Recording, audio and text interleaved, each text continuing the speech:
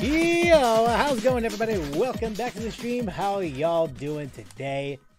Well, today is the day we shall be playing some more Genshin Impact. Oh my god, no way. No way. Are we actually playing Genshin? There's absolutely no friggin' way. But yes. Yes, we are. The rumors are true. Yes, we are. Anyway, yeah, we're doing. Yeah, we're. I won't lie to you. I actually do not know. I think Lenny should have a story quest, right? I only titled the stream as such because I won't lie to you. I forgot. I honestly forgot if he did or not. Okay, he does. Good. Good. I mean, I know. I saw the 4.0 stream like all of y'all, but quite honestly, I completely forgot. So now I know. One key. There we go.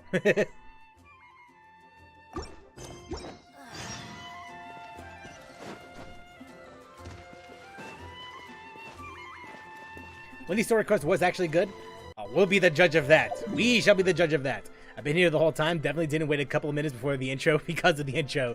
Well, anyway, how's it going, Emil? How's it going, Jonathan? Changing characters on the spot is kind of rough. I know that. I definitely do understand that. But it strangely feels better to play HSR on mobile than it does with on PC, or at the very least on controller. On controller, it kind of feels rough on.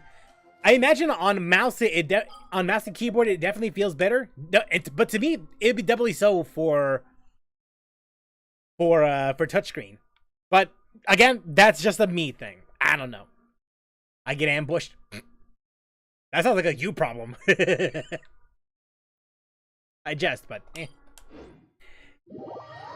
I didn't do Lenny's quest, so spoilers for me. Don't worry about it. Well, the only thing we're gonna do right now is just do a couple quests here and there, just get the commissions in, and which, by the way, so apparently, what you need to do to finish up to get commissions from Fontaine is if you do the quest, is if you do the Archon quest first, like the 2 Archon quests, and then you'll be able to do the commissions. That's what I learned. I also didn't do his quest. I just watched Bran do it. Well, as long as one of you aren't wouldn't be that spoiled.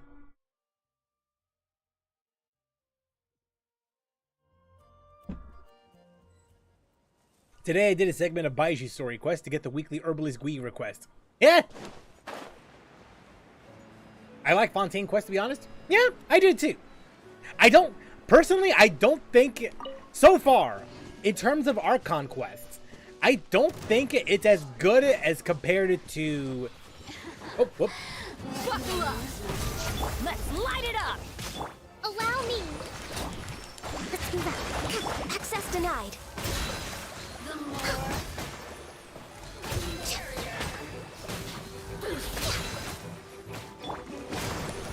Hold on a second.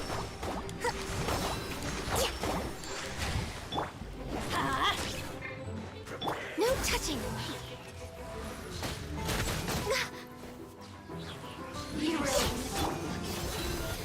Okay, there we go.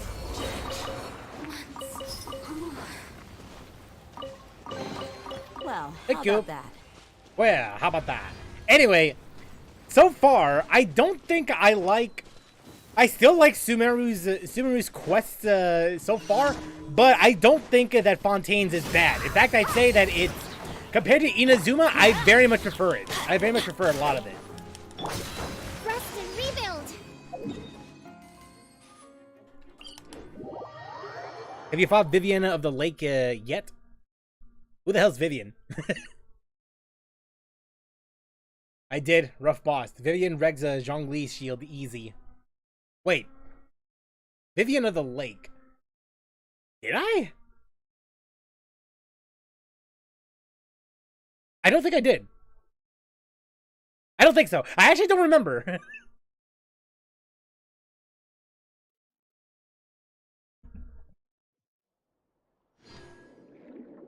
Although, one thing I will say, Abyss level bosses roaming in the open world is crazy.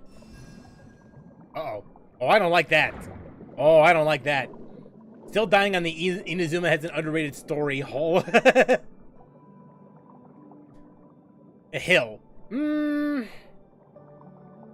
I don't know. I don't know. I mean, honestly, you believe what you want to believe. To me, it's fine.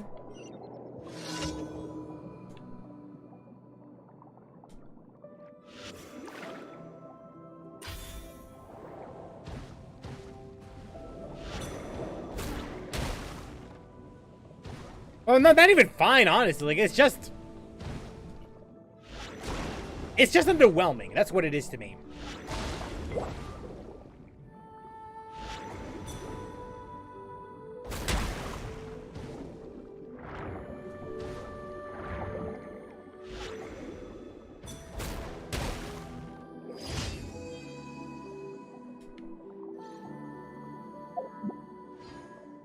But again, if you like Inazuma, then fame. More power to you, you know? I'm biased because I like Japan, and Raiden is a much better antagonist than a crusty boomer like a Zari. Like a Zar. Crusty boomer. Well, I mean, I guess in a way you're not wrong, but... Here's the thing. I do like Raiden. I think, if anything, Raiden's story arc almost makes up for the underwhelming nature of Inazuma. That's one of the few things I will say that makes me feel pretty good about Inazuma's story. It almost makes up for Inazuma Archon's the Inazuma Archon quest storyline, you know, destruction and all that. Like, had it not been for the Raiden Shogun's I'm going the wrong way. Had it not been for that quest line, I probably would have just said, you know what? No.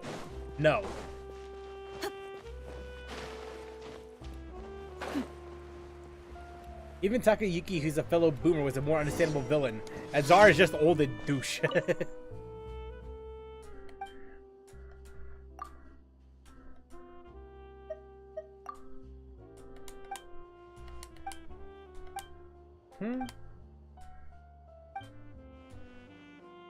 Sounds pretty serious. So, documents. We're looking for documents then. I'll help you search.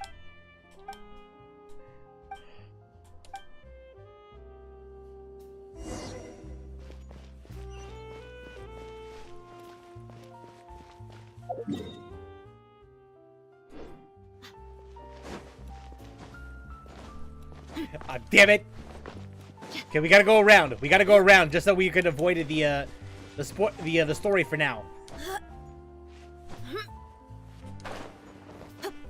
Gotta go the long way, unless. Damn, she's just right below.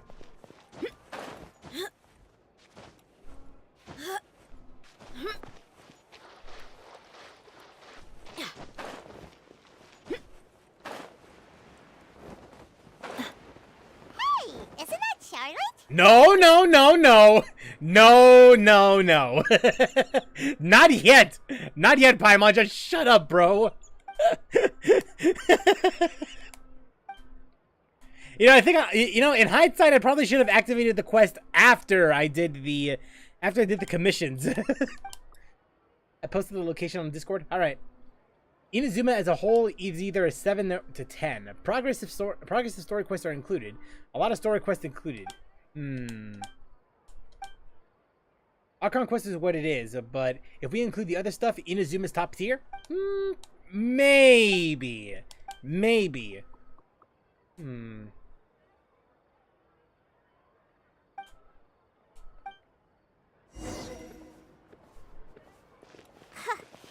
always running into her. What's she doing this time? Oh, looks like street interviews.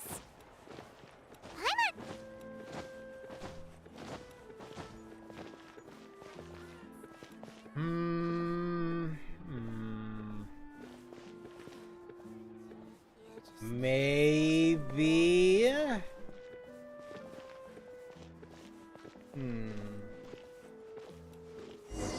Okay, if we include the other quests that are, you know, not the story, they're not the Archon quests, maybe, because I really did have to think about it.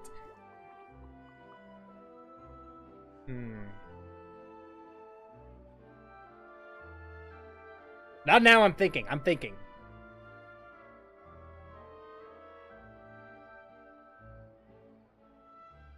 Ito story quest, good. That I can agree on. Yaimiko story quest, good and infuriating in a good way.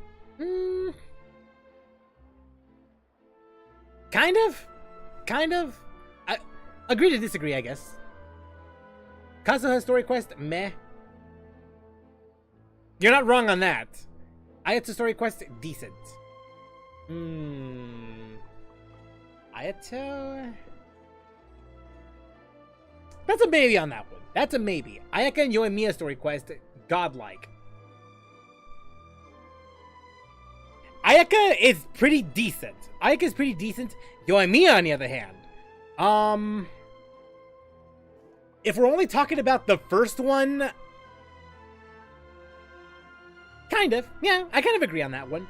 The second one, on the other hand, that's where the money shot is. The second one is where like it's where I think it's fantastic. I mean, it's the one that managed to get me to pull for her, so it's gotta count for something.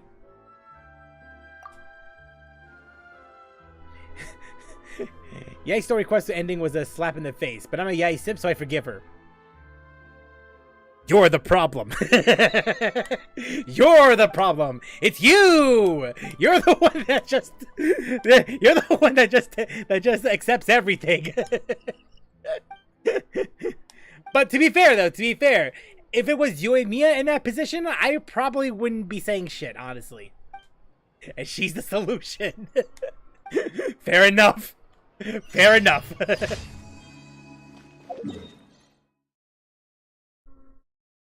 Oh, I missed this quest. Bruh. Yeah, but honestly, if it was another favorite character that was in that position, I probably would do the same thing that you did. To each their own, I suppose.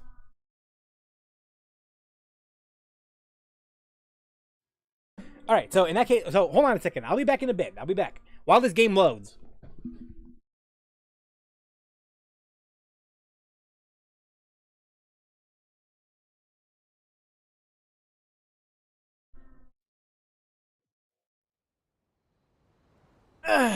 Alright, so I'll show this one a little later, just a teeny bit later. Let's just take care of the quest first, and then let's just take care of the commission first, the final commission, and then we'll be on our way. Okay? Damn, they're stretching though.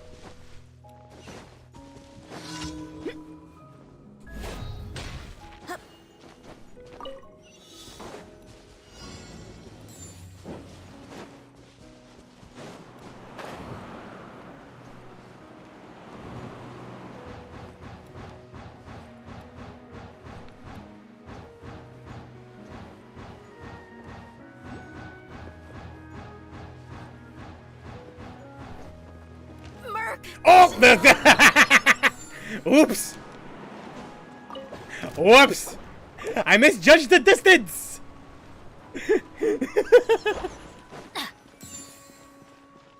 Off we go.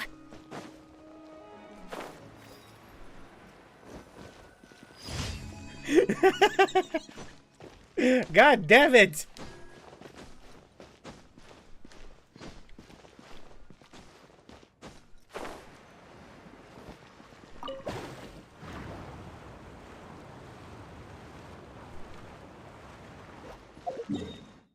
Oh well, whatever. It's fine. But not really, but yeah. I should pretend that never happened. You killed Dia by complete accident. I misjudged the distance. Besides, it's fine. She's fine. She's alive, as you can see. Nothing wrong happened to her at all. Thank you for Ad Astra at.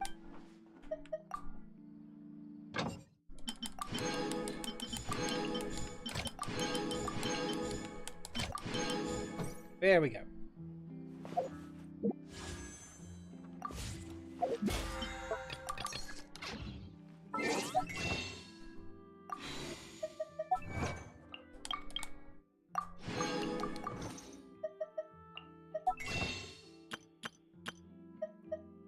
Oh, bad enough. Usually hate Lesmug, Fox or not characters because they either get old, grating, jarring, or obnoxious. But Yae and Furina make me feel a certain way. Furina makes me want to spoil her, and Yae is hot. Exactly, but none of them believed me. I don't know if you guys just heard that, but an NPC just said exactly, but no one believed me. That's you. That's you, Emil, with your stance on Lesmug characters. Bruh.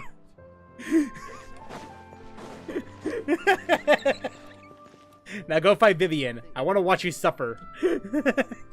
Alright, hold on. Let's go check that out. Hang on a sec. Vivian of the Lake. Let's see here. My people are used to the desert life. Aha, But I see. still, Alright. I hope that one day they'll be able to find an oasis of their own. Based and NPC. leave Plus, how can I not sandstorms behind like for a pink better fox who got life. bullied as a kid by a totally stable and rationally calm witch lady? I suppose that's fair.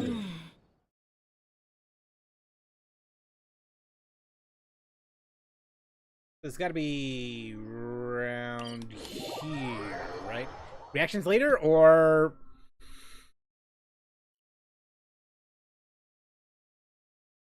I won't lie to you. There's something I want to talk about regarding reactions. Nothing bad, I mind you. Nothing bad. But there is something that I do want to talk about regarding it. More to the right. Yeah, it's gotta be this one, right? I'm reading the map wrong. I'm reading the map wrong. What are maps?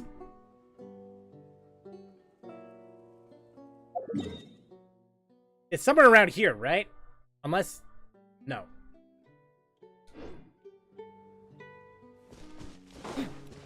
Is it around here, actually?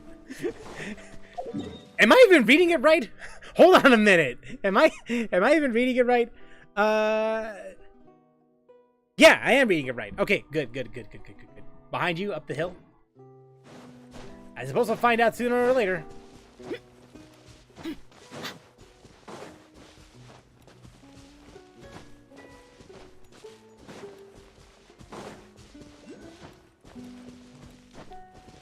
So apparently, just up on Melancholy Hill. Where is that plastic tree? Are any of you here with me? Right here. The other hill. So what, is that thing right over there? Speaking of Pink Fox, based on Pizza Selena, putting small fox from Yae and Raiden's purse wherever A goes on adventures with the Archons. Oh! The artist, you mean. PC thumbnail too? Alright. Is this thing right? Hey, bud, what's up? Everybody stand back! Let's get it on! Access denied. Blaze over.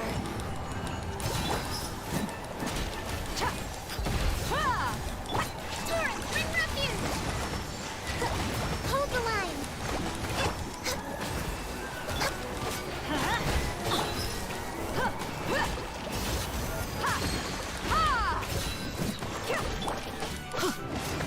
Adventure time. Born of ice and frost.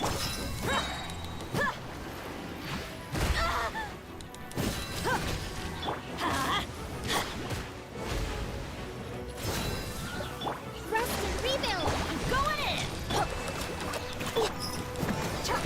Gloves off. Just great. Look alive. Access denied. For Rex Lapis. Let's light it up. Hold the line. Born of ice and frost. Why do they never miss?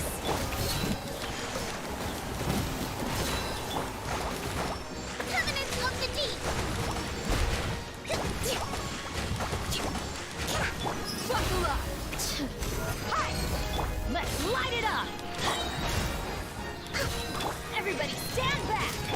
You asked for it.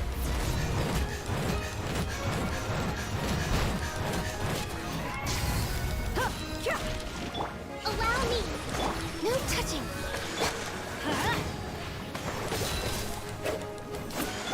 Blaze over. Currently focused right now, so if I see any comments, I'm terribly sorry.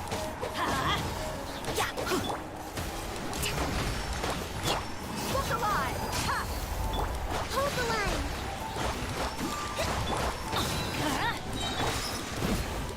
No touching. Teamwork is dreamwork. Gloves off. We've got ourselves a tough cookie. They caught me. Good. Born of ice and frost. Torrent, bring refuge.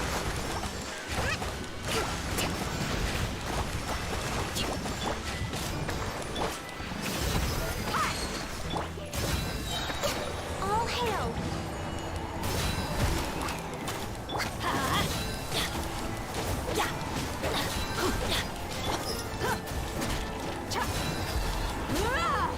No touching. I'm going in. Buckle up. Woo! That's what I'm talking about. That it? Was that it? Come on now. Come on. Gotta give you a better challenge than that. With Dia, no less. Woo!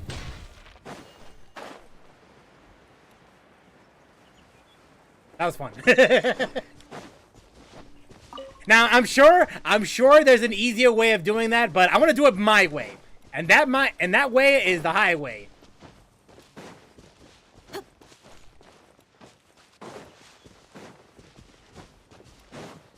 Right. There's a tougher one. This one with mid. Wait, really? Ah, shit.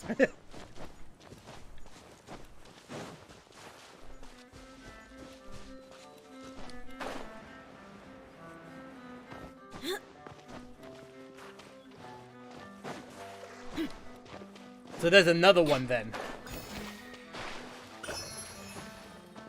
Damn it. Now I'm joking? Oh, damn. Bruh, you almost made my heart sink. That was it. Again, better give me a bit. I would say give me a better challenge, but I probably end up eating my own words. So you know what? It's fine. It's fine. I like the Cecilid art of Lumina asking Nahida and A why their statues don't give her extra powers and abilities, while Farina in the back is like, praise me more. The underwater bosses, those are annoying. Invisible blubber beasts and 2 purple manta rays. Those are the manta rays are the ones that I ended up that I tried to fight, but let's just say I managed to get an achievement out of well, losing against them.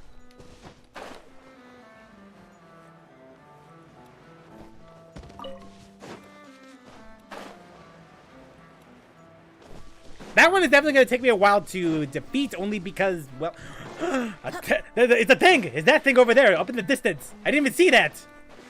I have a key. Got that achievement too. Hell yeah! We're failures!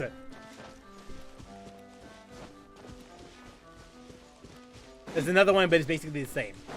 I'll be sure to keep that in mind then.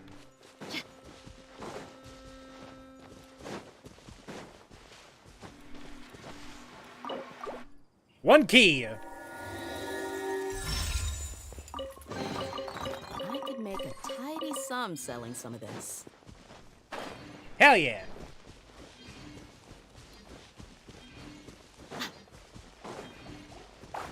Look alive! Ha!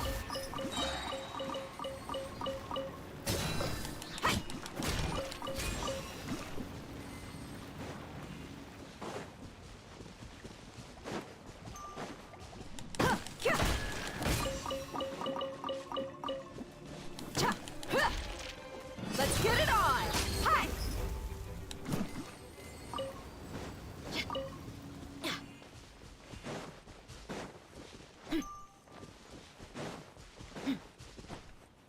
Mission failed successfully. Task failed successfully. That's what it is.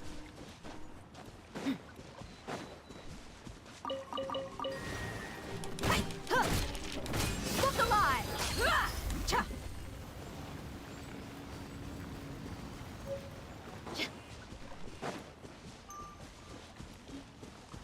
I get the feeling there's supposed to be an order to this. Yeah, definitely an order to this.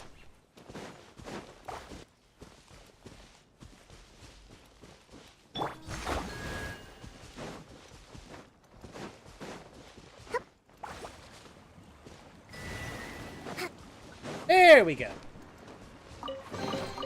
Provisions are vital. All right, where's this taking me? I need that.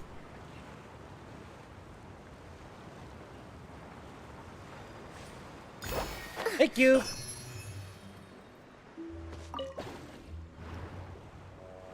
And yeah, I somehow like the tactical feel in HSR, unlike the alt mouse one. What's this? Oh.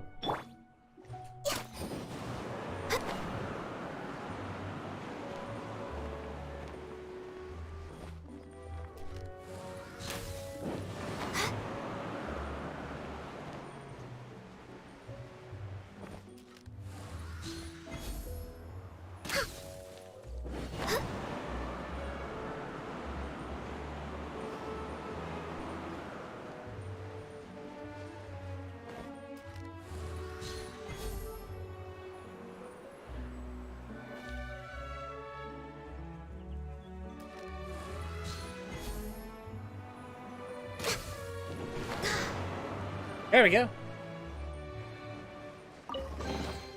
There's nothing Sweet. wrong with reaping a reward every now and then. I feel like when Knights go beat us to this puzzle. All right. Now what? That's it. As that so. Yeah, defeat the local legend, Vivienne of the Lake. Hell yeah.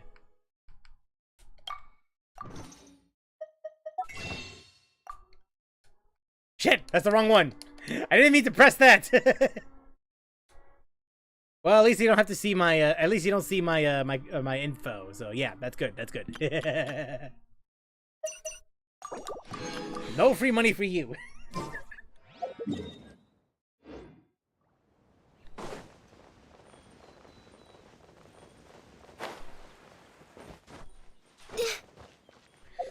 Okay. Let's see. Okay, well, definitely did that. All right, so, yeah, let's go ahead and check out the story then, shall we? To be with the HSR to notice mistakes.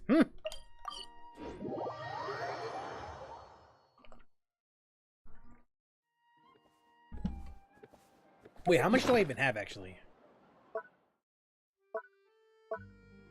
Not enough to make any new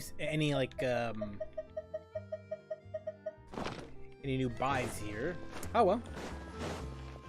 Healthy body, healthy mind. There we go. All healed up.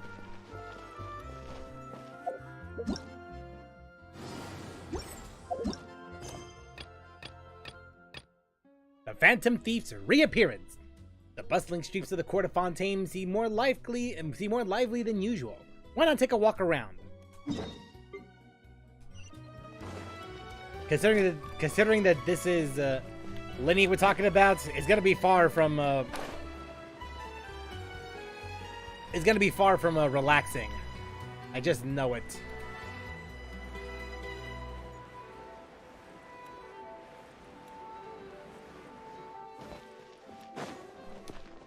Discord plays got a story quest? Nice.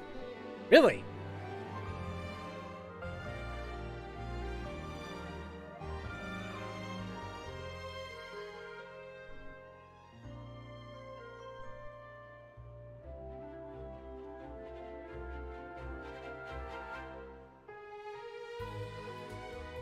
We mercs have one simple rule. Whoever pays the most is your new boss. Alright. Here. Yeah, Phantom Thieves.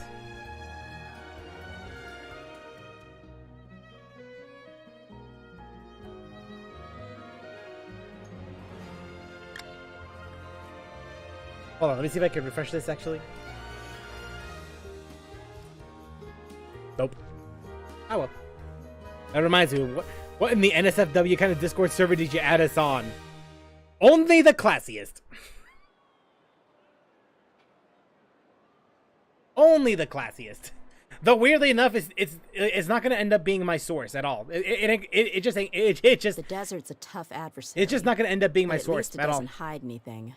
What you see is what you get, and whether you take on the challenge is entirely up to you. All right.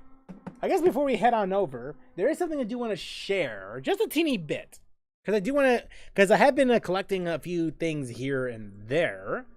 Let's see here. Let me just show off.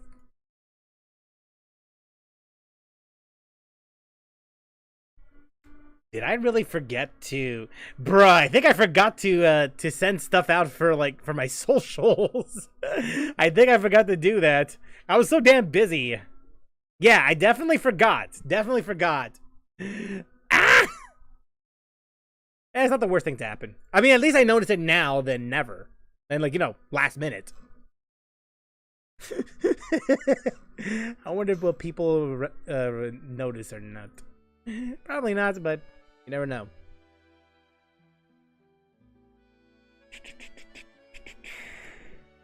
Oh, okay. I get my fix on Reddit and X. Yeah. The best kind of Discord server. Maybe you were onto something. Might be more degen than Basil. Eh. You're probably not wrong. Alright, so okay, so as I mentioned before, I've been collecting some games here and there for the original Xbox, and I believe last time I talked about it, last time when a lot of us were on here, more like that, because I did share on Sunday that let me see here. On Sunday, I'd mentioned that I managed to get when I got my Xbox from a few weeks ago, I also managed to get Pac-Man as well. But unfortunately, that disc ended up not working at all when I put it in the system. So it went thankfully, though, the store that I got it from managed to spot me with some store credit. So that's fine, I guess. That's how I managed to get both Forza Motorsport and Project Gotham Racing for the original Xbox. So that's good. But honestly, that's pretty good. And I'm more surprised about Project Gotham Racing than anything else, because it's the first time I ever actually played a Project Gotham Racing game. Period. It's actually my first time, and I'm shocked at how fun it was for what it is. And as for Forza Motorsport, well, it's Forza Motorsport.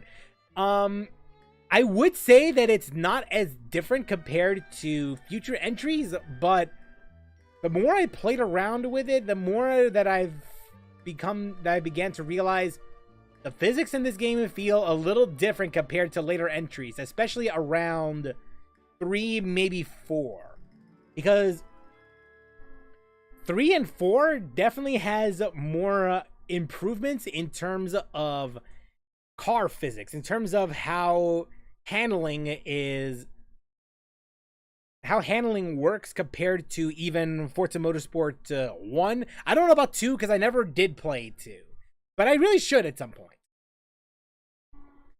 But Forza Motorsport 1, even though it's touted as a in general, for a majority of the racing games that has simulation on it, or at least part of the simulation racing genre, it's honestly still more along the lines of arcade, really. Like it's like I don't think you'll ever get a real racing game that has simulation on it. Simulation in racing games, it's about as realistic as I'd probably say platformers are in, well, platforming games, because there's different types of platforming going on in those kinds of games. Much like how there's different kinds of simulation in most racing games. In most racing games that have that kind of moniker, and Forza Motorsport is something it does lean towards simulation, but it's slightly more arcade than it is simulation. Which is funny because Forza Horizon, which is the spin-off of Forza Motorsport, is more akin to arcade racing than it is with simulation. But there is some heaviness to the physics that makes it seem like it certainly does retain its roots to the main series. But that's a topic for another day, because what I ended up getting later on is, managed to finally get a copy that actually works. Yeah, managed to get Pac-Man World 2, finally got a copy that actually works, so hell yeah. Random question, but have you ever played Helltaker? I heard of it. I've heard of the game. Honestly, not my cup of tea. Like I get I get it. I'm just like, it doesn't catch my eye that easily, you know? There we go. If I remember correctly, Helltaker should be for free, right? I think it's for free. The music be bopping? You're not wrong. It's a bopper, but not my kind of game.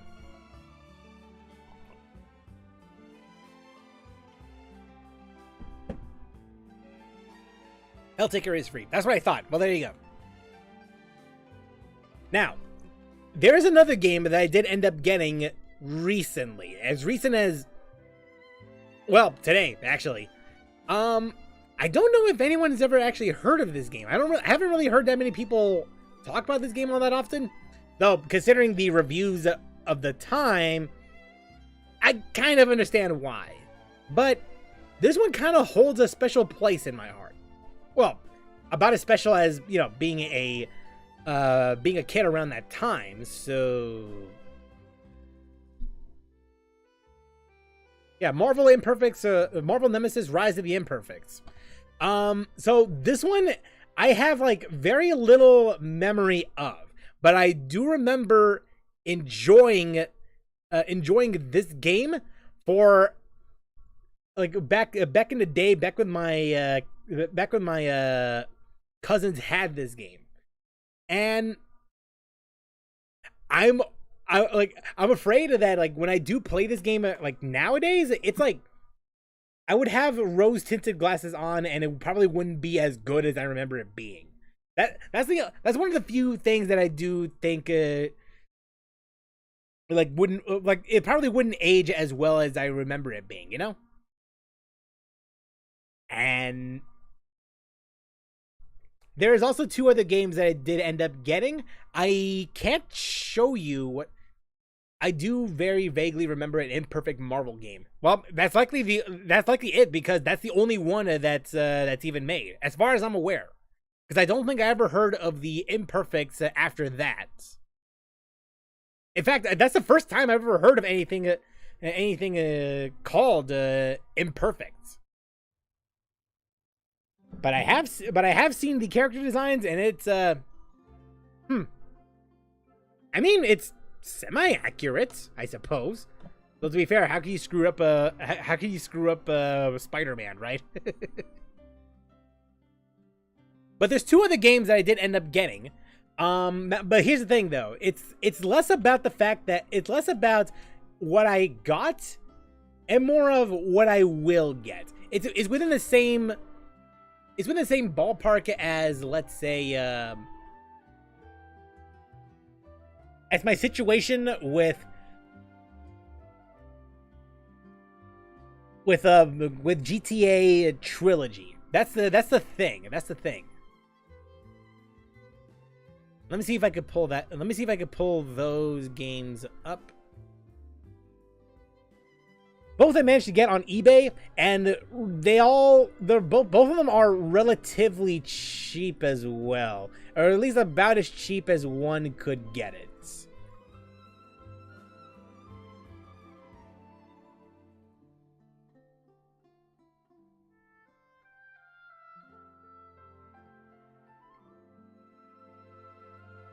Damn, I don't think I could actually look up the image from here because of the...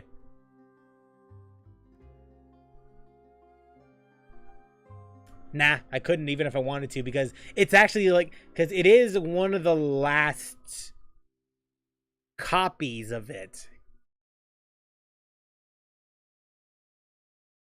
Well, I could use this as an example, actually. Yeah, you know what? I'll use this as an example. So, give me one moment. One moment, please.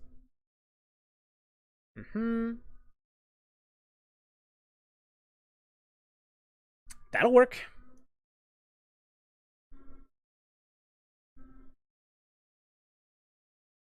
Bam, bam, bam. You getting Starfield? I got Game Pass, so I'm able to play Starfield. But funny story about my playthrough, because I was playing it offline. You know, whether like it's not going to be a part of any video, it's not going to be a part of any stream anytime soon. It like I'm only playing it just for fun. But okay, here's the thing. I played through Starfield. I tried it, and the moment I landed on Mars, as I was traversing across the openness of Mars, my game crashed.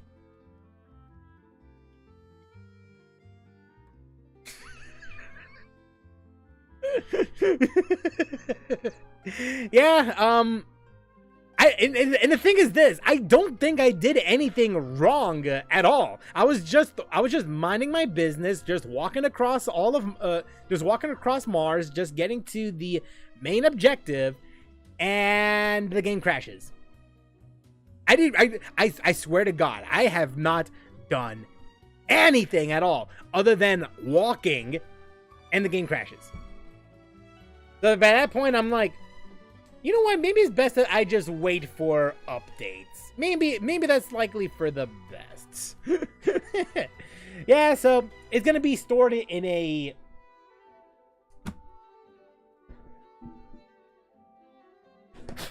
Best thing I can do right now is just put it in a hard drive like this. I think that's the best thing I could do right now. Just have it stored down here, wait for at least a couple months or so, and then when the bugs start sorting them out, that's when I'll go and start playing Starfield again. So I'm not gonna delete it, but I am going to at least save it onto a hard drive, just so that way I'm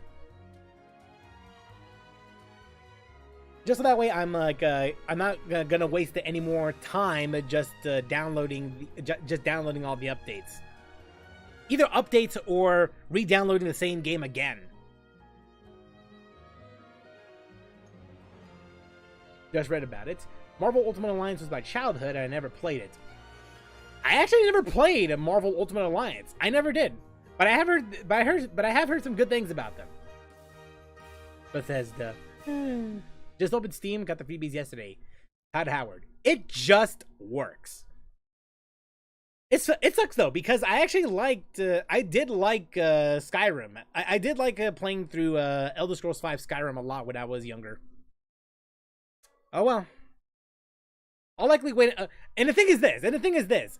I thought the idea of Starfield was pretty good. That's what compelled me to install the game and check it out. And so far, it does intrigue me. But I'm gonna wait until more updates come along, and then I'll play the game properly. And thankfully, considering that it's a part of Xbox, I don't have to worry about I don't have to worry about the game getting removed from Game Pass anytime soon. So I'm good with that. I'm good.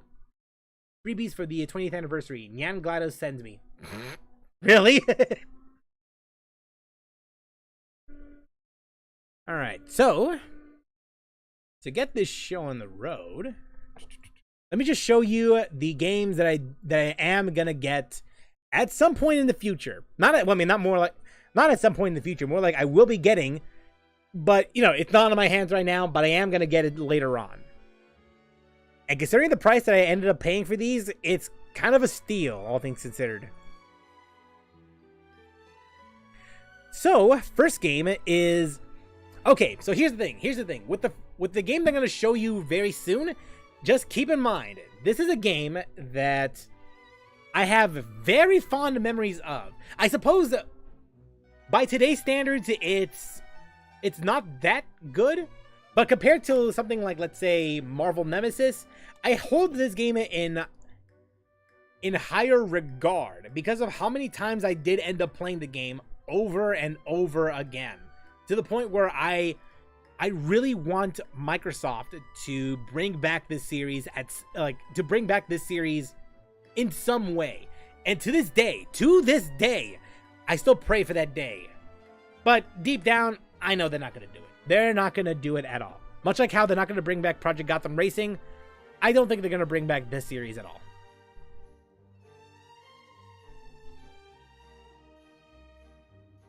Yeah, managed to snag this one. I'm shocked at how expensive this game ended up being. But again, for the price that I did end up paying, it's a steal. Because, believe it or not, this game goes for 30 to 40 bucks. 30 to 40 bucks. And it's just with the disc alone. But I managed to get a copy of this for about 17 plus shipping. But it's still a good deal. And it has the disc itself and the manual. Pretty happy that I'm going to get this later on. And fun fact about this one. The only reason why I want this game, well, okay, there's several reasons, but the game that I'm currently getting, for those who listen to for those who tune into my stream so many times,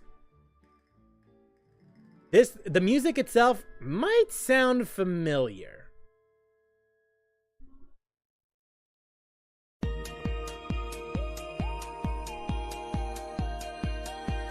That's where it came from. This is where the music comes from. So, yeah, it does hold a special place in my heart, to the point where I still end up using music from this game. It's my first time here.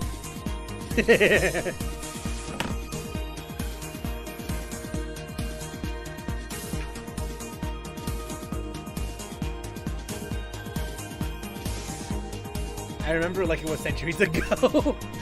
Yeah, so there's this music, and then the music that plays during the intro. And yeah, that's more or less where that music comes from. It's from this game, and I've held it in high regard. Now, granted, I really doubt that it's going to age as well as I remember it being, because honestly, even back when I played this game originally, it was, I won't lie to you, it was stupidly easy to the point where you would have to try to die in that game. You have to try to do that, because this game, compared to the first game, this one holds your hand like non-stop. Even when you reach the second to last, even when you reach the final boss fight, it still manages to give you tutorial after tutorial.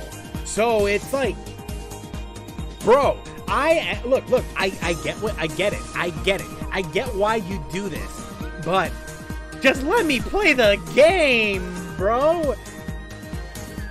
And if you're wondering if I was playing on easy or anything like that, this was on normal, And if you're wondering, well look, Optus, but here's an easy solution. Just play it on hard.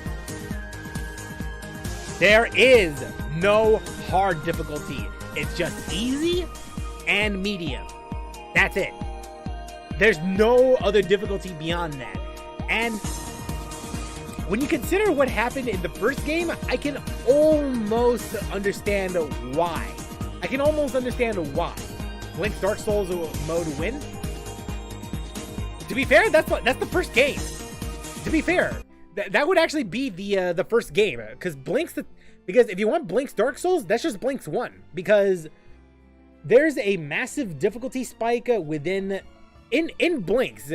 It's relatively simple to grasp. It's not as tutorial heavy compared to this one, but there's puzzles where you have to solve on your own. And because here's the thing, Blink's the Time Sweeper, as the name suggests, it plays around the idea of time travel, and like just utilizing the powers of time. You can fast forward time, you can pause time, slow time, rewind it to a specific point within that particular game world. You can record yourself doing a certain action, and said recording would copy what you do while you go do something else. It's a very cool idea, but the game is so difficult around the midway point.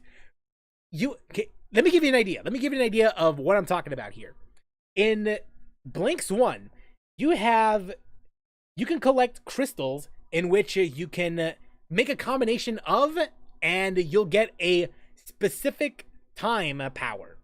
So let's say, for example, I have three pause crystals, and then I have 1 heart crystal, and that only makes 1. But if I have 4 of those in a row, then I could get 2. There's a problem with that, though, because that game has a limit to how many time powers you can carry.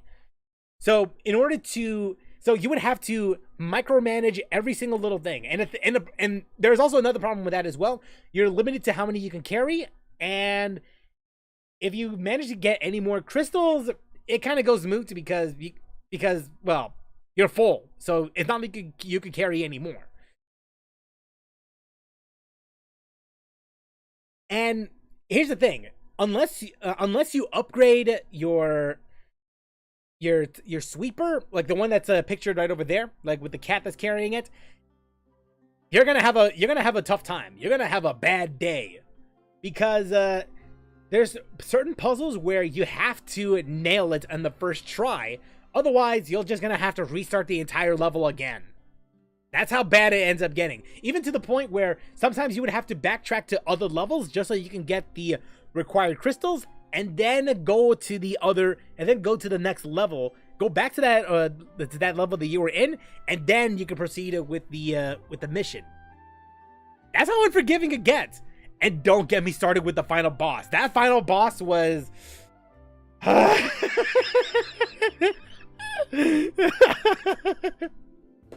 that one was just torture, bro. I barely made it out alive. Even as a kid, it was a hard time just trying to complete the damn thing. I wouldn't wish that on anyone.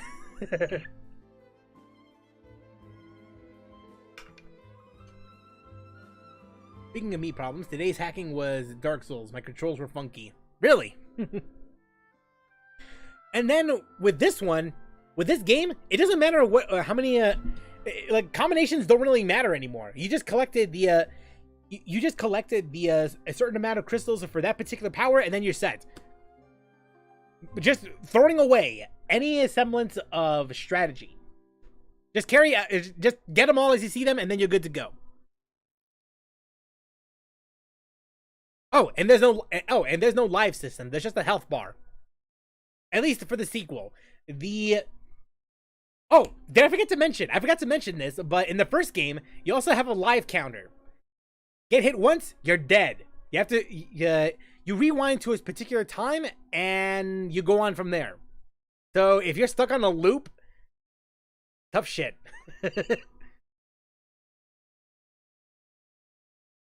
No one's more difficult than Blinks. Playing Freddy Fark blind.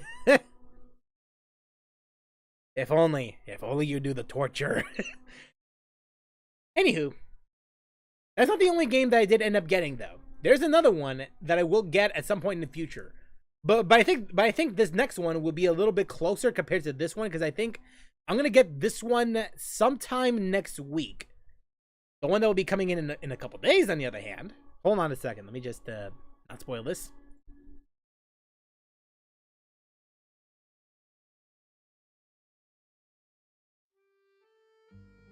Now, here's the thing. I did not have this game when I was growing up. But I have heard some very good things about this game. And I did play it on an emulator. I won't lie. I won't lie about it. But I did end up liking what I played. So I thought, why don't I just get a physical copy of this game? And considering how much it went for when I first looked at this, I'm like, I need to snipe this right now. I need to snipe this now, because I don't think there's going to be any other opportunity for this game to get any cheaper than $50. The Simpsons Hit and Run. That's the game that I ended up sniping for $30. This is the one that I heard a lot of good things about, and I'm kind of glad I'm going to get that soon enough. Now, of course, there are a bunch of other games I do want to end up grabbing at some point in the future, like the sequel to Project Gotham Racing, and then it may be one of the Dead or Alive games, and I do believe another game, but I don't. And maybe Def Jam Fight for New York, but that, good luck getting a good luck getting a decent price for Fight for New York. But for what it's worth, not that bad. Like, honestly, I got pretty lucky with this one. Considering that it's $30 and not $50, it's a deal for the most part. But yeah, this one's gonna be coming in about a couple days, likely before next week's stream happens. But we'll see what happens. But for now, I'm happy with the selection I got. Marvel Nemesis, Blinks 2, and then this.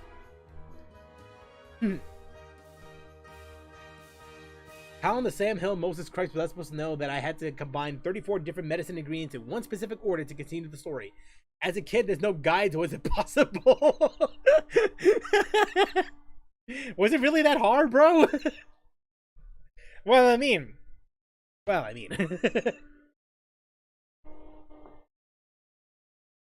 of course, there's a lot of other games I do want to get at some point, but I think for now I'm gonna end things off over here. Maybe. I don't know. I guess it depends on what I would end up finding out in the wild, because I did end up seeing a copy of a relatively new sealed copy of Frogger Beyond for Xbox at my local game store for $40. So maybe, but if that ends up being the case, then I'll likely just end it there, at least until a certain point. But if I do end up finding good deals elsewhere online, yeah, you already know what it is. But yeah, that's Simpsons Hit and Run. Good thing it's on PC. Is it? Well, I mean, maybe. But I can't imagine it's gonna be. But I can't imagine it wouldn't be without any faults, though, right? Nah, who knows though. But yeah, there's no guide. Freddy Farkas was fun when he came to exploring and doing random stuff until you couldn't. Oh, so it's all the way up until that point that it's like.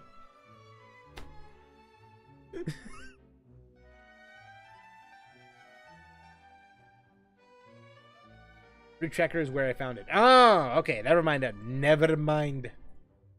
But hey, at least it's nice to have a physical copy, though. And a relatively good condition, too.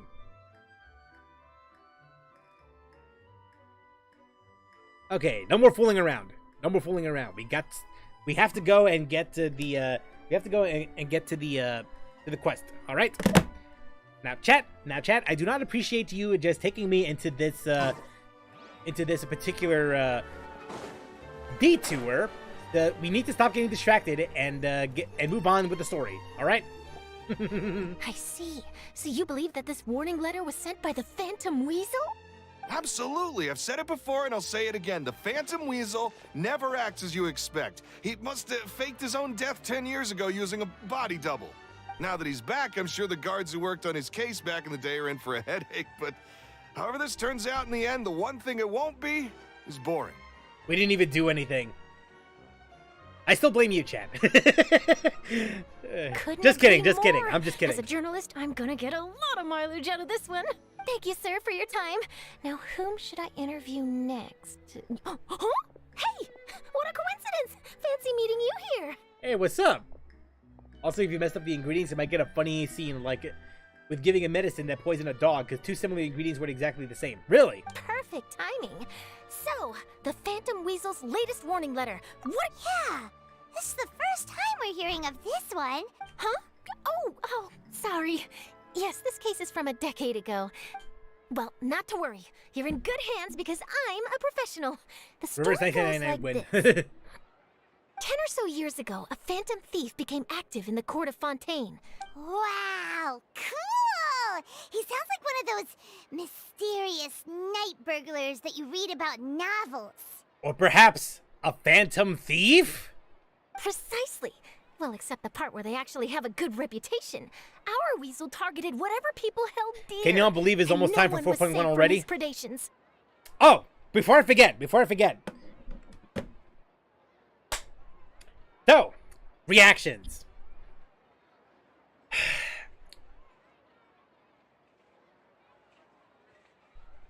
Not on stream. Not on stream will I do it. But there's two things that's coming up like literally tomorrow. No, one of them is coming up literally tomorrow, and the other one is coming up the day after. One of them is the Nintendo Direct, and the other one is the Genshin stream, right? I think that's what it's. I think that's what the schedule is, because the Nintendo Direct is happening tomorrow, and then the Genshin stream is happening the day after. I think so. I want to do two of them, but I know realistically I can't just I can't just react to them on stream because, well, let's just say situation's a little different compared to before. So I haven't seen the 4.0 live stream. Well, it's too late now. Anyway, so what I'm gonna do is this. Tomorrow, I'll be recording my reaction to the Nintendo Direct. I'm gonna see if I can upload that as soon as possible. I don't know how soon, but I'm gonna try my damnedest to upload it by Friday. By Friday, I hope to get that out. Well, Friday my time specifically. But I have no idea how fast I could get that because I don't think I ever actually attempted to edit and upload a video roughly around the time of when I do my work. And then on Friday, I will also attempt to record my my reactions as well to the Genshin stream, but I'm gonna upload that on Monday. That's the plan that I have right now. But it's like, in terms of reactions, you're gonna get them, but it's not gonna be live. So hope you're looking forward to it regardless. Good night then. All right then. Have a good night, Emil. Have a good one. Still though, it's crazy to me that we're almost at 4.1. He would just as soon steal a necklace from a rich merchant's safe as he would a toy doll given to a commoner child for their birthday. I know. The phantom thieves you read about in novels rob the rich to pay the poor, but this guy did not discriminate. Unsurprisingly, this didn't work wonders for his public reputation. Every man and his dog wanted to see him behind bars. The bitches too? Yeesh. So, did they catch him? Not exactly. There's a good chance that the weasel would still be at large to this day if it hadn't been for an accident 10 years ago. A magician named Caesar fell to his death in One a step botched closer to high-altitude Natland. escape performance. And to see how the Pyro Archon gets butchered. When the police went through his personal effects, they found a hoard of stolen loot and gadgets used for criminal activities. And that was how the Phantom Weasel's identity was revealed to all. Sure enough, thefts in Fontaine went down after Caesar's death. But today, 10 years on, the notorious thief has once again issued one of his warning letters and pasted it on the gate of the Opera Epiclese for all to see. I had to squeeze through the crowd this morning to get a photo as soon as I heard. Here, it's this one. Yeah, I can read that. So, this is the warning letter, huh? Let's see what he wrote. 3 days from now, when evening falls, I shall take Wait, what? from you. I'm just that which assuming. you hold most dear at I'm the just assuming opera she's gonna get butchered somehow. Just as you did to me 10 years ago. This is, without a doubt, a clear declaration of criminal intent. After years of laying low, the Phantom Weasel is back with a vengeance. I don't know. I don't know. I'm just in a pessimistic kind of view right now. Who's butchering the Pyro Oddcon? What once seemed like an open and shut case has been blown wide open again. But why has he reemerged now? And what does he want? I sense an epic scoop, and I'm going for it.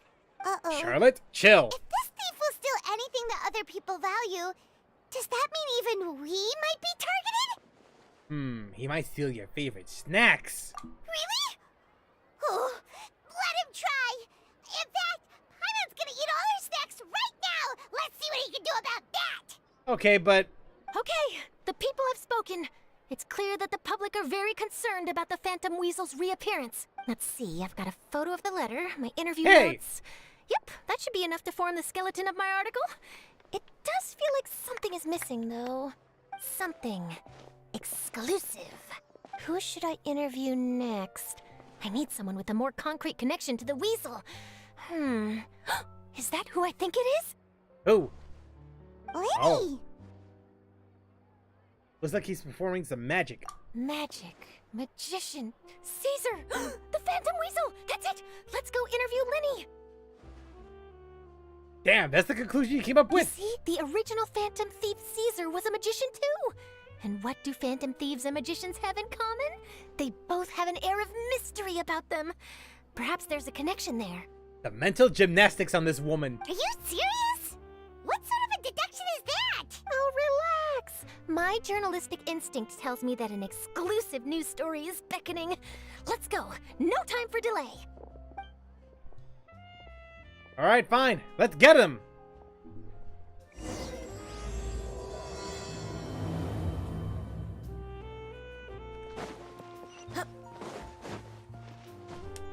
What's up, man?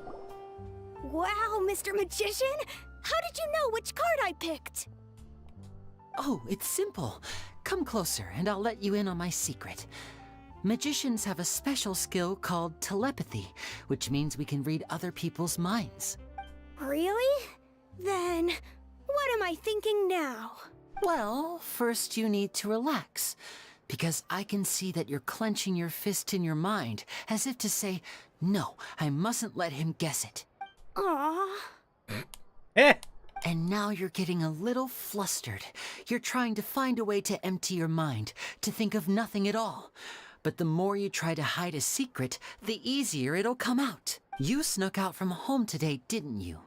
You told your family a little lie so you could come out and play. Now, that's not a good habit. The tisk. You can tell? Oh boy. You really can read my mind. Of course. Oh, and that's the end of my performance. You should really be heading home. Remember to apologize to your family, all right? They must be worried about you. All right, got it. Bye, Mr. Magician. Yeah, never come back. What's up?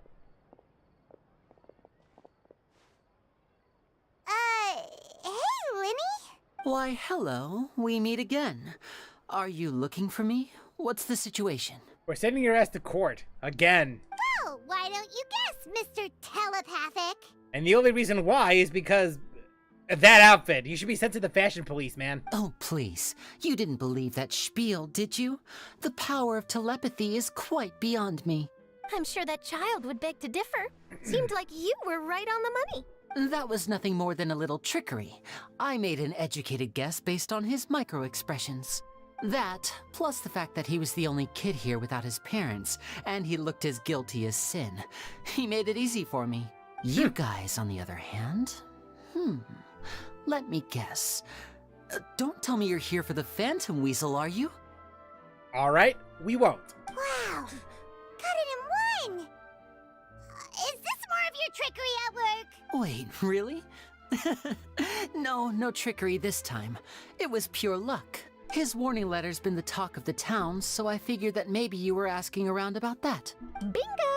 I plan on writing a column reporting on the latest news about the Phantom Weasel. So, Linny, what are your thoughts on this infamous thief's reappearance? To be honest, it makes me angry. Angry? Why? Really now? You read his letter, right? Just The logical Phantom Weasel deduction. claims he's planning Yeah, something it's all, in 3 like, nights' it's all time at facts, the plain Opera as day. House. That's the night I'll be performing there. Huh. What are the chances? Wait a minute, you don't think he's after you, do you?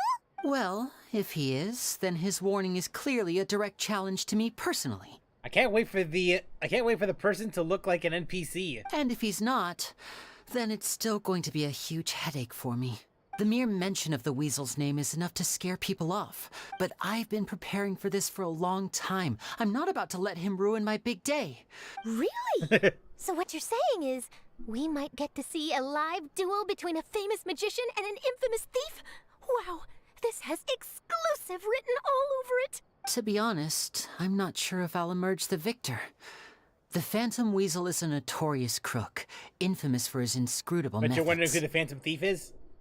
You're being far too modest. We are all Linny. Phantom I think your Thieves, magic obviously. tricks are even more inscrutable than those of a thief.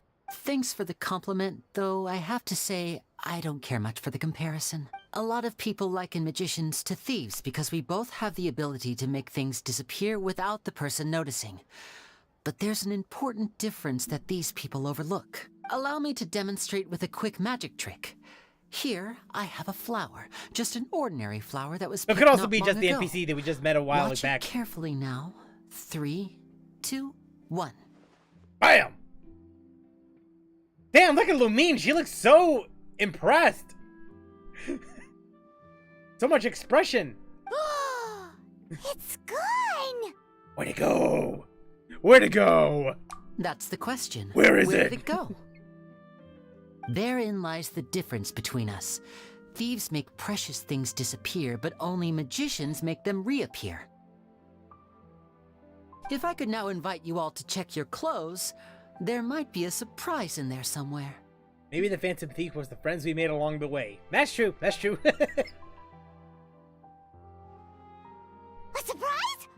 Let me see! Wait, what the hell? I didn't even see that. It's right there! But how? You haven't moved this whole time! Nice angle, by the way. What an outstanding trick! Sorry, Linny, it seems that my previous praise was woefully inadequate. Clearly, magic is the superior art form to theft. Don't worry, I didn't take offense. I just wanted to take the opportunity to perhaps change some of the preconceived notions you might have about magicians. Since Caesar's death, a lot of people associate magicians with criminality. I can imagine. Coming back to your trick just now, And if I might had that presume talent- that you are well versed in floral symbolism?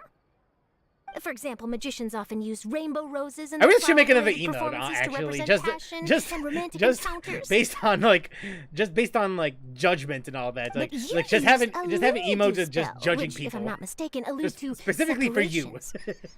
I'm curious to know if there was any deeper meaning behind this choice. Impressive knowledge. It's no wonder you're such a successful journalist. But I'm afraid I don't know the first thing about floral symbolism. I'm just in the habit of using Lumidu spells in my magic. It sounds like something I should look into, though. I'll buy myself a copy of Fontaine's Floral Language Facts when I have some time. But it'll have to wait until this Phantom Weasel business is behind us. Well noted. In that case, this brings us to the end of our interview. Please feel free to get in touch to update me on any further developments. Otherwise, I will of course see you at your show in 3 days' time. If there's nothing else, I'll be 3 days? out. You've given me lots to work with here, and I've got no time to lose if I want to write that exclusive piece. Damn, 3 days. So, Lenny, are you gonna tell us how you did that flower trick now? I'm afraid that's my little secret. Aww. Well, magicians are entitled to their secrets.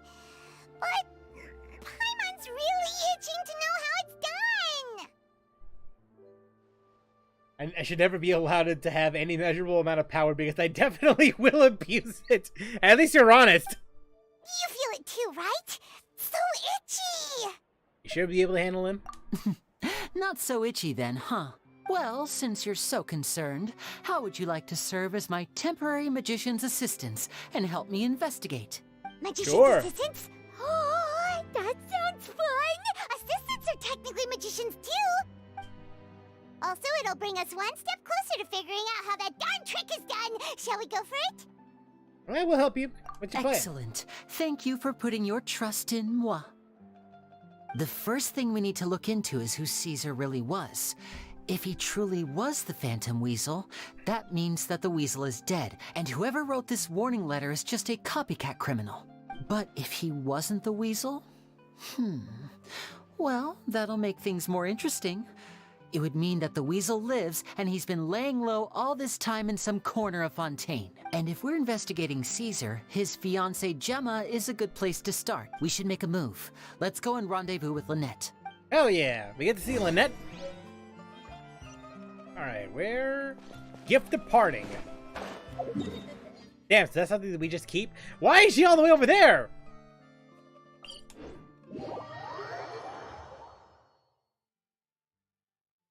There has to be a reason. I mean, that's where we have to go, though, right? But even then, why? Never mind. With great power comes great opportunities. You thought about that. Don't lie to me.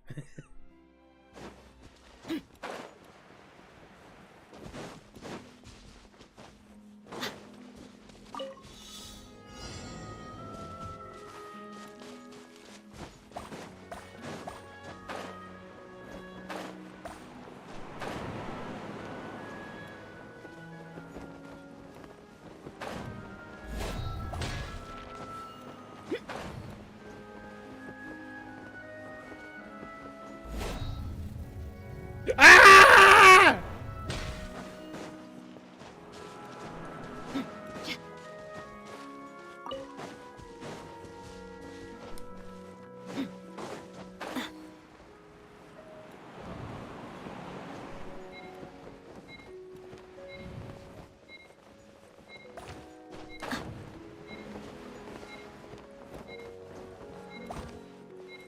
Bruh.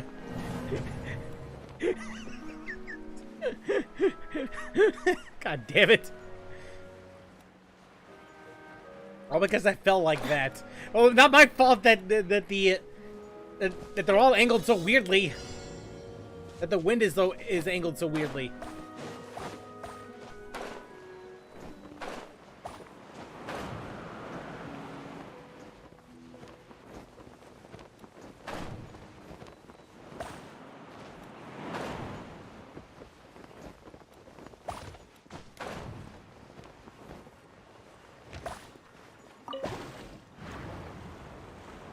Yeah, it gets frustrating. At least I'm not alone on this. Still. Well, how about that? How about that? Alright, mission time.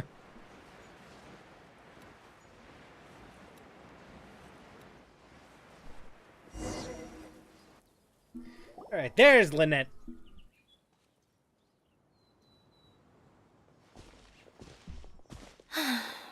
You took your time. Sorry, I bumped into the Traveler and Charlotte en route, and we ended up chatting for a while. It's been a while, Lynette. We're working as Lenny's temporary assistants in the investigation of the Phantom Weasel. Thank you. It's good to have you helping. Hey, you're welcome. So, what's the situation? Nope. I've been here a while, and she still hasn't shown up. How bizarre. Well, we won't get anywhere by standing around waiting.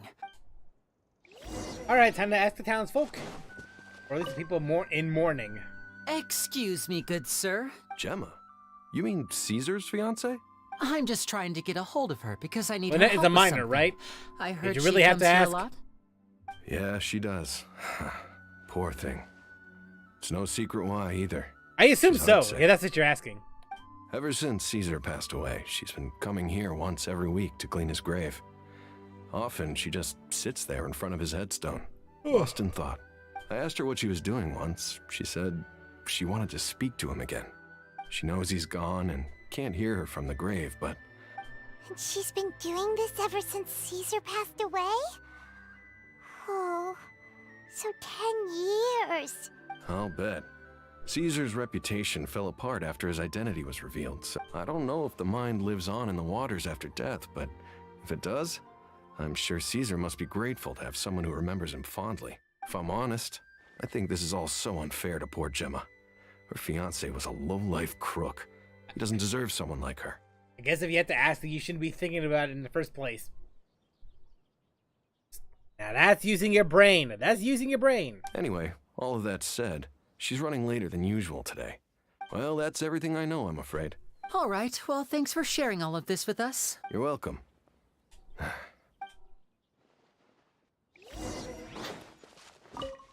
Hey, what's up? Did you hear the news? They're saying the Phantom Weasel's back. You're kidding. Wait, isn't he dead? I don't know anymore. But what if, just hypothetically, I mean, what if this Weasel's the real deal? Called it. Seriously. Did you, 10 though? years ago, on the day it all went down, I said to myself, you know what? This guy's been set up. Oh, please. Weren't you the one cursing his name But to she doesn't high strike me as a heaven when minor, the just like police Silverwolf. announced the news? You were all, that gosh darn lousy son of a... Wait, did I say that? I don't seem to recall. Sorry to interrupt. Hello there. Sorry for disturbing you. We're actually quite interested in this topic as well, but we're struggling to get to the bottom of it. You've come to the right people. Yep. I was there. He was a great magician. The best trick I ever saw him do was pop a transparent balloon, only for a whole bunch of doves to fly out from the inside. I was right up close and didn't blink or look away once. But for the life of me, I still don't have the faintest clue how he pulled it off. I saw him perform too. He always used to bring some gifts along for the kids who came to watch his show. And sometimes he even got Silverwolf the is the kids same to write height their wishes as down, Clara. They and use then the he'd same make model. the items on the wish list You're not wrong. appear in his next show. He doesn't sound like such a bad Just to play it guy. safe, probably not. But after he died, there were also rumors that he used the wish list to find out what was precious to people, with the intent to steal it later. As I'm sure you know, the Phantom Weasel would steal just about anything from anyone. Whatever the case, now that the weasel is back, Caesar's become a hot topic once more. I bet Gemma must be pleased. Oh, speak of the devil. That's her over there. If you've got Hey! any more questions about Caesar, she's definitely the one to ask. So that's Gemma. Is it just Paimon, or does it look like something's wrong? Yeah. The artist just colored her hair gray. Wait, it looks like she's injured. Oh, that. Never mind.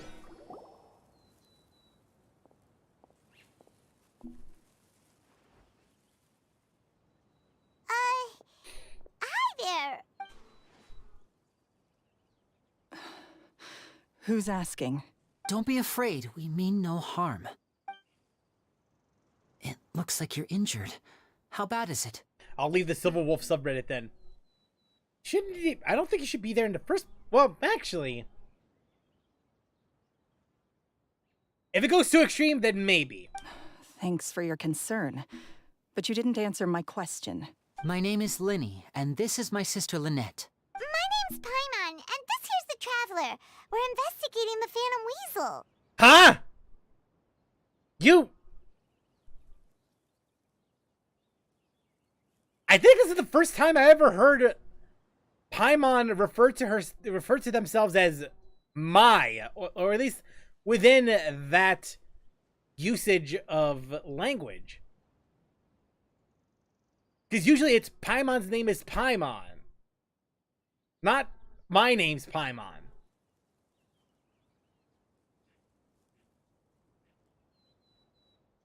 That is so bizarre. Why is that the only... Why does that... Out of everything in this game, this is the weirdest thing. The Weasel posted a warning letter this morning. If he still lives, that means that Caesar was falsely accused. I'm just joking. I don't even know if this is a subreddit for her. If there's a subreddit for a lot of characters in Genshin, I have no doubt there's gonna be subreddits dedicated to HSR. I wouldn't doubt that. I noticed it too. They fucked up. Yes, they did. Yes, they did. Will they fix it? Probably not. You knew Caesar better than anyone else. So if you're willing, we'd love to hear what you think about all this. I promise you can trust us. We won't hurt you. In fact, we'll do all we can to keep you safe. I never believed that he was the Weasel. Huh. I suspected as much. Okay, so going back 10 years, do you remember anything strange in the weeks leading up to the accident? No, not that I know of.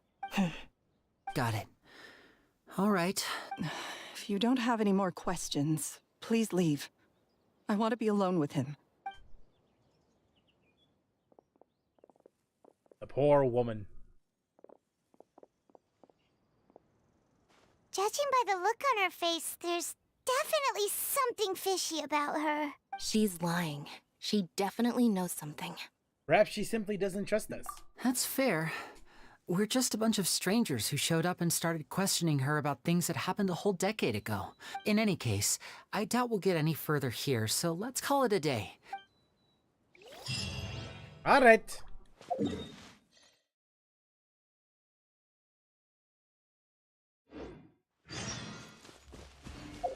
Wait until the next morning.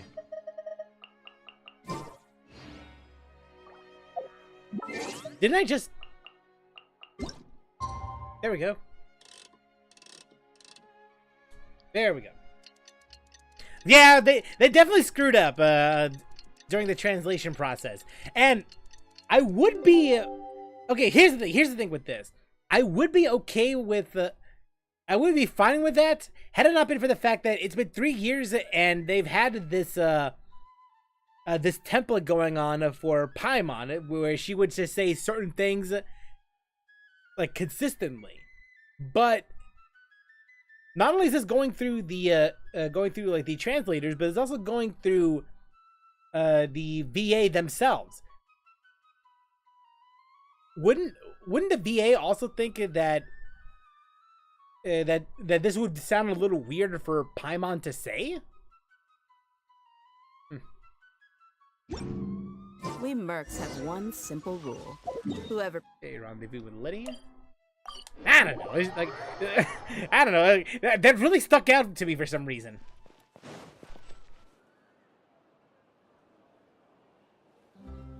Over here.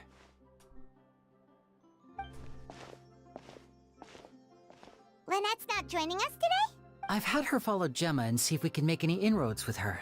Still, I don't think that Gemma's likely to open up to us. Today, we'll be looking into a guy named Lorenzo. When Caesar passed away, Maybe all when the Paimon stolen takes her goods ultimate discovered form, she in his stops home being were herself in confiscated third and person? returned to their rightful Maybe? owners.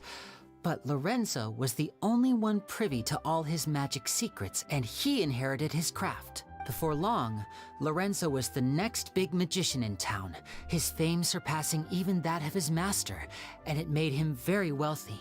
I had to pull a lot of strings, but I managed to get him to agree to a couple of drinks with me. Hell yeah. Let's get drunk tonight.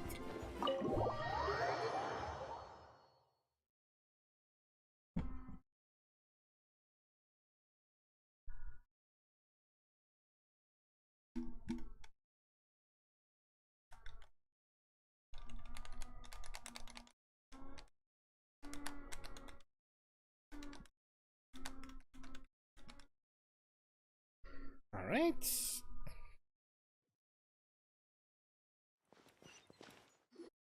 Damn, I just walked across and then cutscene happens. You neglected to mention that you were bringing 2 other people with you. To be fair, one other person. Paimon is Paimon after all. My apologies. These 2 are my assistants. Oh, forget the pleasantries. Just sit.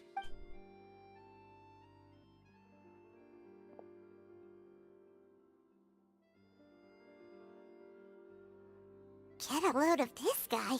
Forget the pleasantries, he says, but he looks pretty happy about Linny stroking his ego. I only agreed to meet since we're both magicians. Much obliged, sir. As it happens, yesterday morning, a warning letter from the Phantom Weasel appeared on the entrance to the Opera House. I have to get to the bottom of this to ensure that my show can go ahead as planned. Naturally, any investigation into the Weasel starts with a few questions about Caesar, who... What is there to investigate? What do you mean by that? Caesar was the Weasel, and he's been dead for 10 years. So what if some sick creep thought it'd be funny to write a warning letter? It changes nothing. Please, sir, no need to get so worked up. Like, man, bro, I chill. do concede that a copycat is but one possibility. Possibility? It's a fact, Linny. Look, my patience is limited, so listen carefully while I'm still willing to put up with you. The Weasel is dead. Period. Everyone knows that, so do yourself a favor and quit this investigation. It'll lead you nowhere. Oh, sir, I'm honored, really. But this isn't about finances for me. My pride as a magician is what's at stake here, Lorenzo. Your pride? Don't mince words with me, boy. Just tell me, what exactly are you seeking to do? I want to find out the Phantom Weasel's true identity. What would that accomplish? And what do the events of 10 years ago have to do with you, anyway? Oh, got him. Uh-oh. This is getting awkward. Lorenzo? Is that? Oh, it is you! I know that big, booming voice anywhere. What's up, my man? Want to grab a drink with me? I like this guy. He's a good guy. He's a good guy. Another day, I'm busy.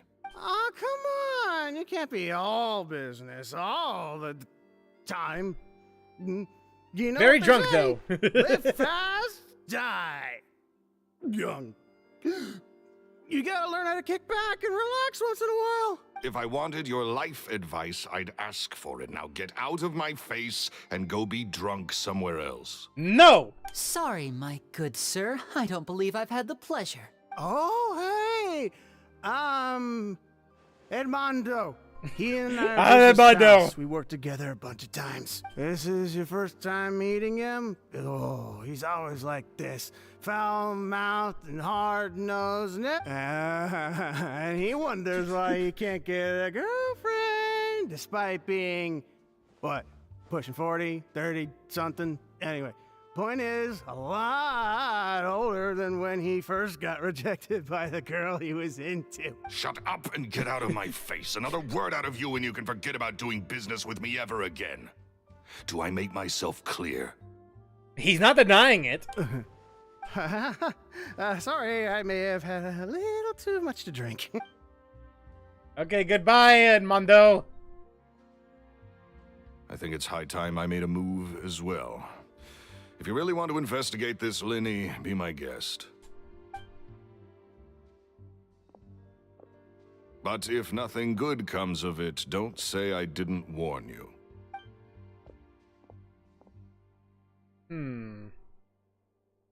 Well, that fell to pieces in a rather spectacular fashion. Totally. And what was all that about compensating you for your losses? He's gotta be hiding something. And not like Gemma. She was a little suspicious, but this guy's definitely covering something up. Dude knows something that we don't, and we need to find the answer. Stat. I think so too. We need to look into Lorenzo more closely. That guy Edmondo seems to know a thing or two about him. Oh boy, we get to interview the drunk? Let's go.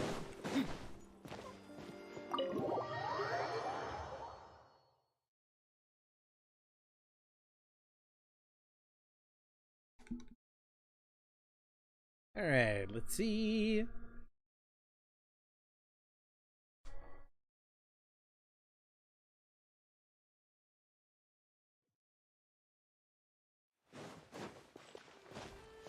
Yo, what's up, man?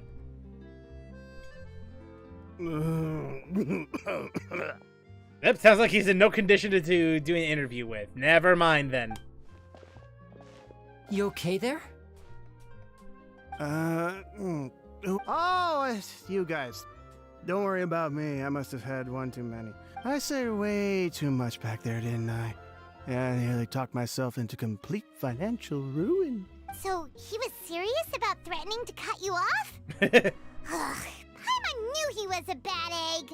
He almost sounds like a third-rate Ito. That's what this dude reminds me of. Hey, keep your voice down. Don't go prying into Lorenzo's personal affairs. Bad things happen to people who ask too many questions or make an enemy out of him. What kind of bad things? Don't even ask. I'm sorry. I'm gonna have to cut this conversation short. I'm not crossing that line again. And take it from me, trouble with Lorenzo is one thing you don't need in your life. You saw him flare up back there. Only one too many? You said to him, but clearly it touched a nerve. He's letting on more than he thinks. That's not a good sign. You're too young for this. You're too young. And there he goes. Shh. I think we're being watched. Someone was listening in to our whole conversation. A man in black. Yeah, the MIB is after us. Don't say anything and don't look back. Any altercation in the city will attract the guards. We're getting spied on.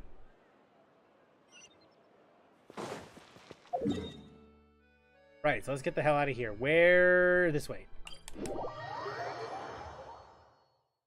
But yeah, that dude definitely sounded like a budget Ito.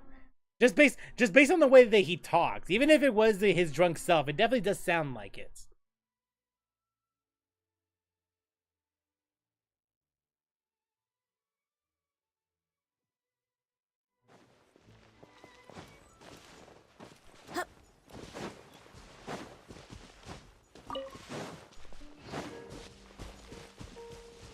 You know what? Let me just let me climb up this. Thank you. Hell yeah!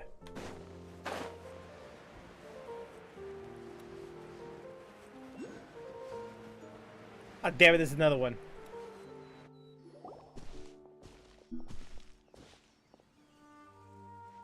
You followed us a long way. Why don't you come out and introduce yourselves?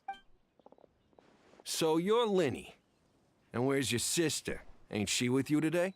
Oh no! Mafiosos! Save us the trouble and go fetch her for us. Let's not drag this out. I'm trying to spoil anything. Tone of your voice, mister. Who sent you, huh? Save your questions, missy. You ain't gonna need answers where you're going. Peter De Niro. Looks like we can't avoid this fight. Now, I'm not the strongest fighter, so I hope you're ready to back me up. I really doubt that, but sure. Don't worry, we got this.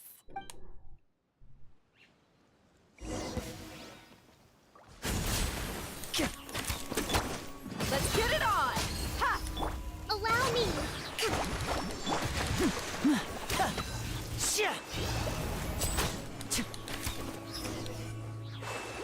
Damn, Curses. done. They're tougher than we thought. Smooth face Pacino. Vision wielders are always trouble. Intimidation ain't gonna work like it did on the lady. Wait, Painter De Niro. Why do I get the feeling that's a reference to, well, obviously Robert De Niro, but there's one more that's specific. What's that movie that he did recently? It was on Netflix.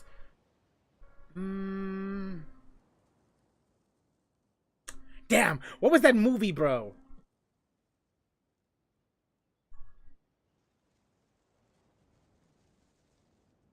What was it? What was it?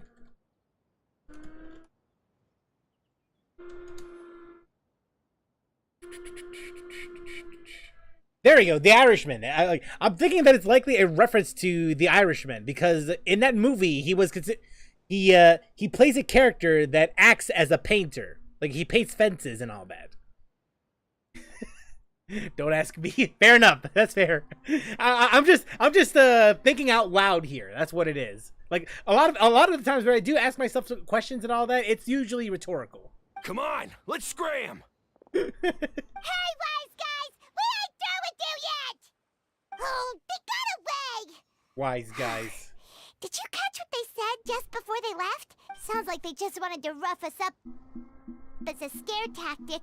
And they've already done it to someone else, but you're right. Gemma. She was injured when we saw her yesterday, and she acted like she had something to hide. Maybe she was too scared to tell us the truth because those guys had threatened her.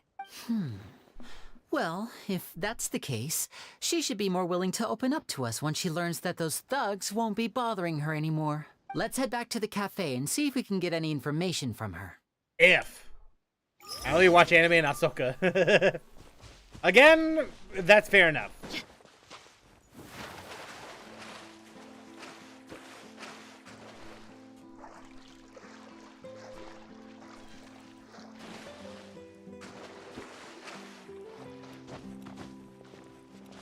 Oh, there it is. Don't know why I didn't grab that the first time around, but well, you know what? Whatever. It's fine. It's fine. It's fine.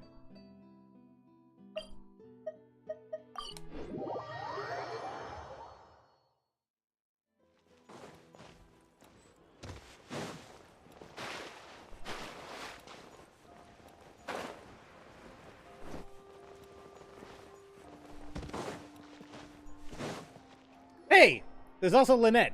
Lynette's there. What's up? Gemma? You again. What is it this time? We just ran into the men who've been threatening you, so you can relax now. What? Why? I didn't tell you anything. Why would they come after you? Sounds like they're no strangers to you. That's putting it mildly. It's been 10 long years. And still, every time I try to look into Caesar's death, they show up and warn me not to do anything stupid. How do I know I can trust you? Do you really think you can get to the bottom of it all? Why not? We're the main protagonist. I'm afraid I can't reveal all the details just yet, but I can promise you this. I will expose the Phantom Weasel's true identity. Because you see, this is a personal matter of the utmost importance. Okay. How can I help you? I've heard that Caesar used to have a magic workshop where he kept a lot of his personal effects. Do you know where it is? The Fleuve Sonde. But the place was sealed up by the police after his death. I also know that the Fleuve Sonde is dangerous territory. Lots of hostile groups lurking around. Understood. Damn, more Lynette, mafiosos? You stay here and take care of Gemma. Got it. But if I'm staying here, I'm ordering dessert. Fair enough. I mean, bon appetit. But stay sharp, too. They're likely to come for you while I'm away. Okay. Alright. Power saving mode off. I'll start taking this more seriously now. Why the hell does she act like a robot?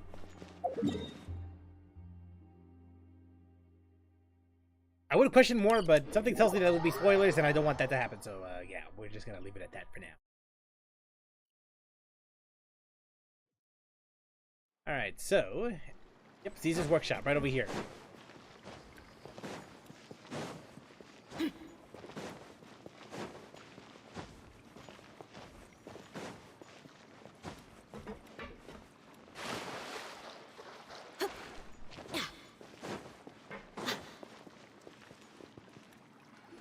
Alright. If Gemma gave us the right location, then the workshop should be right nearby. Huh. Looks like these boxes are blocking the entrance. Yep, lady moved the boxes aside. No one's been here in a There we long go. time. It should be just down here. Oh boy, is it going to be a dungeon? Why am I not surprised?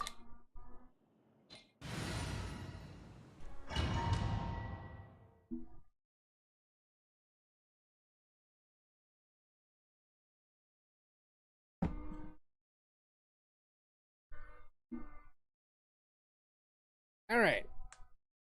Let's see here. Ah, there we go.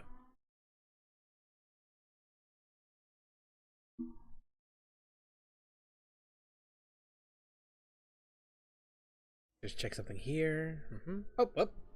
Never mind, it loaded. It loaded very quickly. Hip.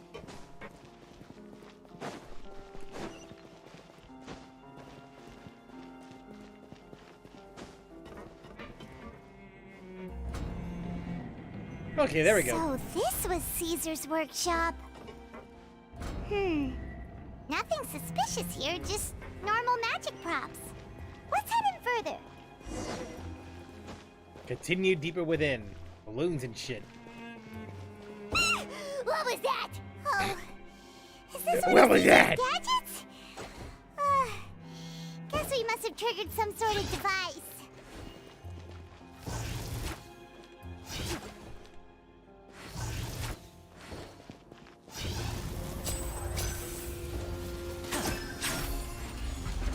There we go. Hold the line.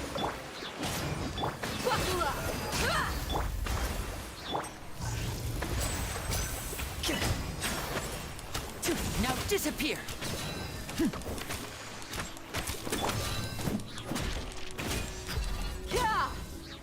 There. Whoa. Look. The doll in the box is glowing. Hey!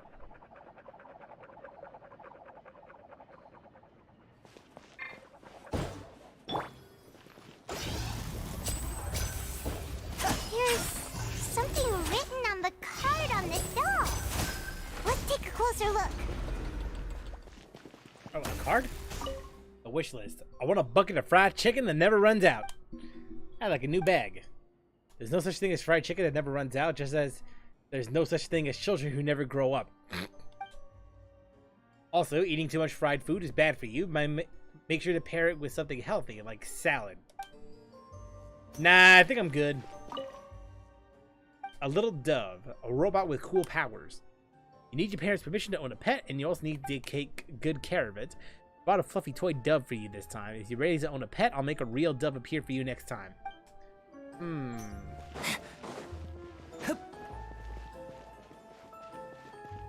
This dude is slowly but surely starting to sound like Santa Claus.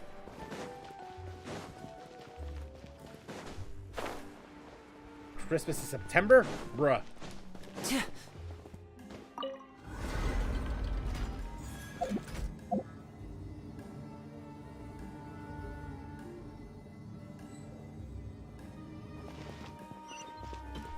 Oh, shit.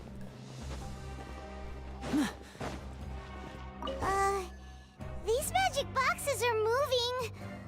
What do we do? One of them looks different from the rest. Let's investigate.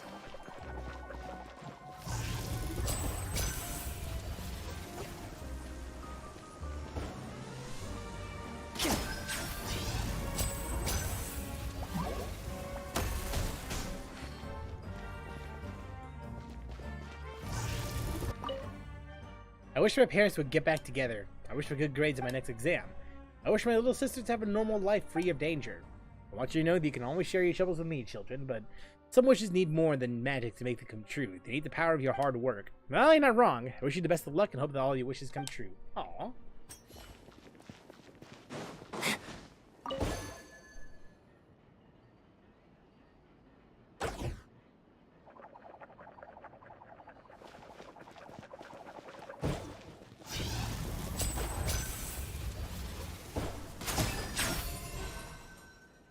There we go. That's open. There anything else around here? Nope. Oh, hold on. Oh, wait. Let me read that. When do we get to go to your wedding, Uncle Caesar? I want to watch the shows even when I grow up, Uncle Caesar. You have to go on tour? Can't you stay here with us? This round of wishes have rather exceeded my expectations. The wedding will be held very soon, and don't worry. You're all invited. Tour has already been scheduled, but I'll definitely be back, and you'll always be welcome at my shows if you like magic.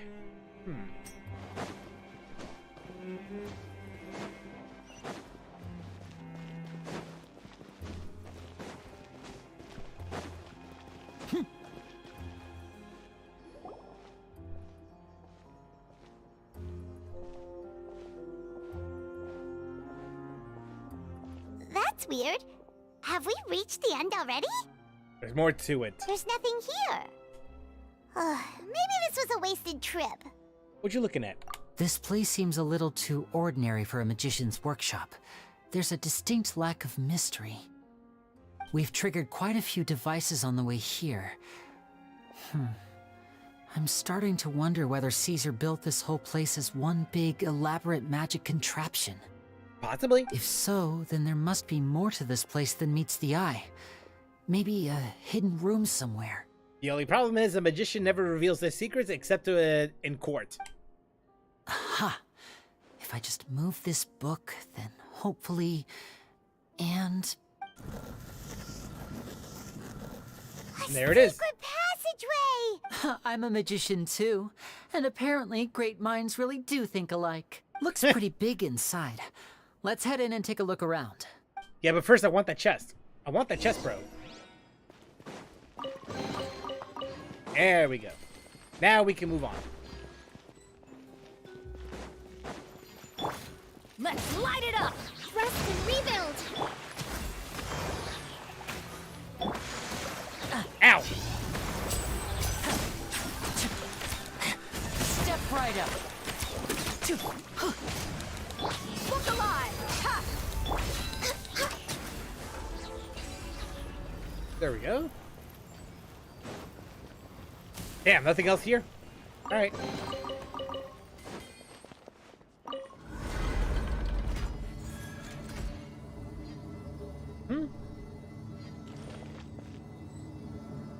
Door of Resurrection.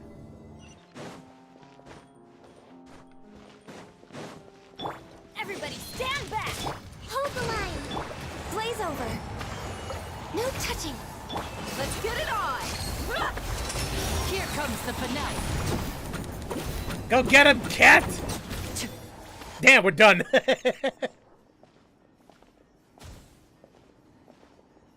Like, it's all over before it even began. Why have you stopped, Lenny? Is there some device in that box? Huh. It just looks familiar somehow. Let me check this out for a second while you guys go on ahead. Wait. If anyone makes a major discovery, let's rendezvous here. All right, see you in a bit! Wait a minute. Hold up a minute. Hold up a second. Oh, never mind.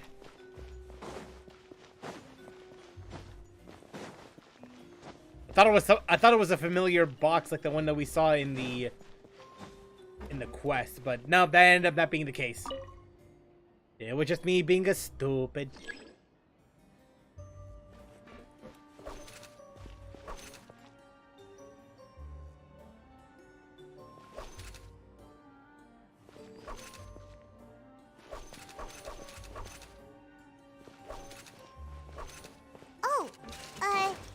Seems like we can't step on the same tile twice.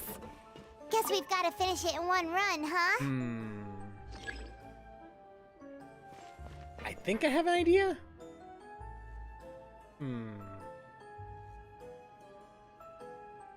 Yeah, I think I have an idea now.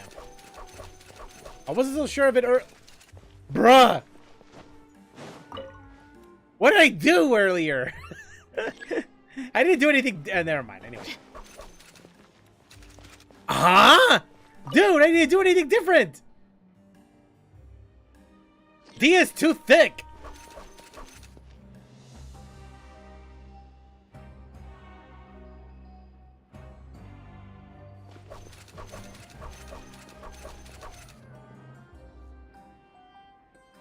I just realized I can't do this.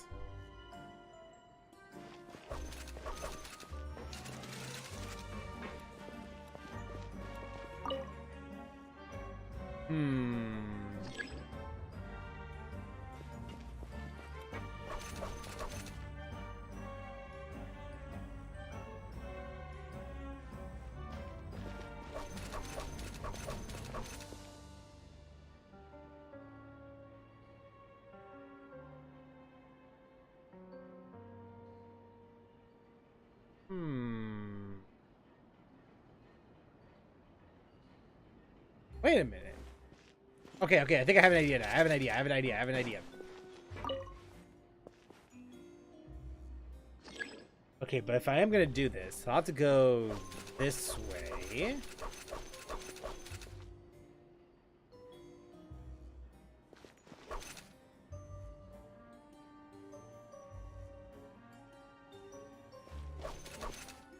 There we go. Process of elimination. There we go.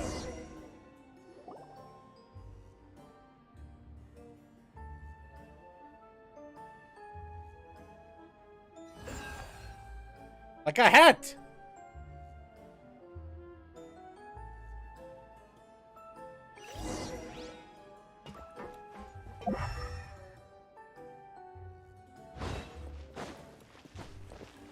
Wow!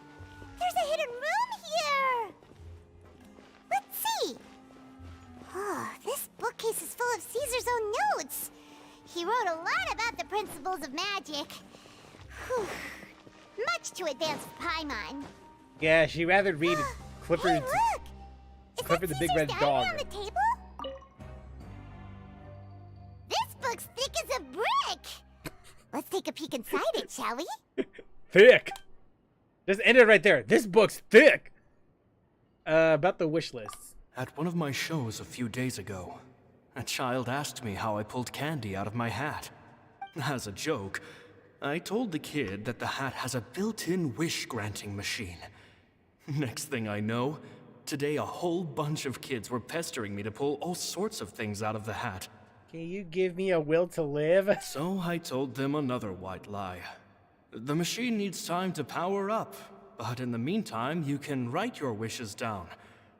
Well, they took me up on that offer, enthusiastically.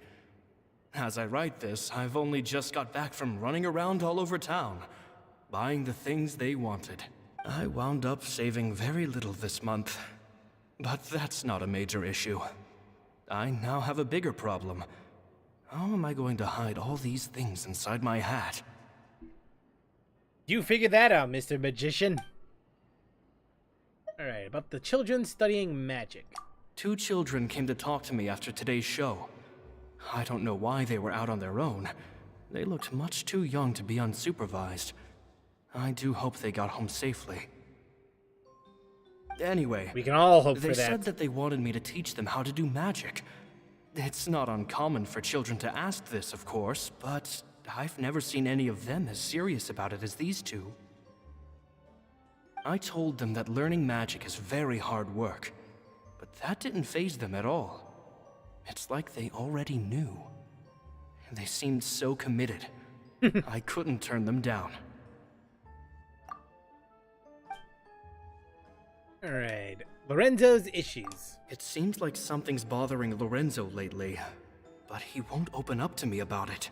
Surely he's not upset that I agreed to teach those 2 children. I have a good feeling about those kids. They're naturally talented, and it seems like they're not new to the world of magic. They have all sorts of fantastic ideas. All I'm really doing is helping them develop a more professional standard training plan. They wanted to call me Master, but I told them they absolutely mustn't. Any magician worth their salt could have taught them what I have. They're the geniuses here. Compared to them, I don't deserve to be called any sort of master. With time, I have no doubt that they could become far greater magicians than I. My only concern is why they're so mature for their age. Gemma thinks so too. She doesn't like being around them. Says that their eyes are too piercing. The farewell. It's nearly time for me to go on tour. I asked the 2 kids if they'd like to come with me, but they shook their heads. I once overheard them talking about their father and their mission. Sounds like their parents have other plans for them. I guess we'll be parting ways soon.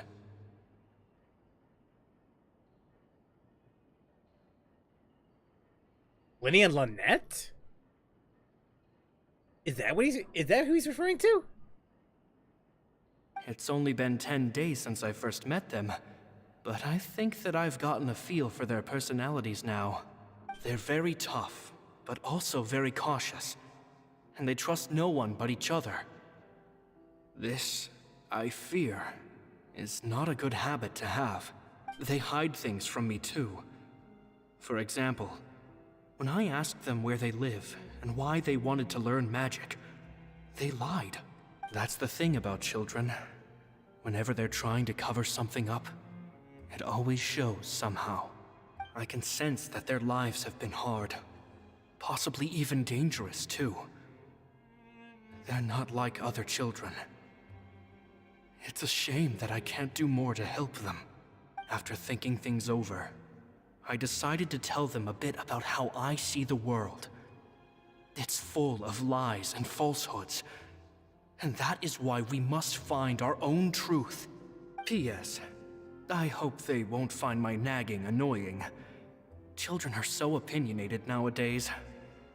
Will it do them more harm than good for someone they've only known 10 days to lecture them like that? P.P.S. Maybe I'm overthinking this. Children aren't interested in grand philosophies. It probably just went in one ear and out the other. I bet they've already forgotten every word I said. Oh, Caesar, Caesar. Just mind your own business next time. Two magic geniuses with a father and a mission, huh? That kind of sounds like Linny and Lynette, but it... Sounds a lot like he was writing about Linny and Lynette, don't you think? Yeah. So did they meet Caesar when they were kids? Let's go ask Linny. All right. Rendezvous with Linny. Yo, where you at?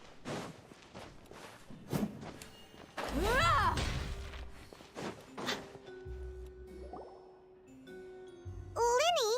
Shh, hold that thought. As I expected, there's a lot of fishy things going on in this place. Fishy? All in good time.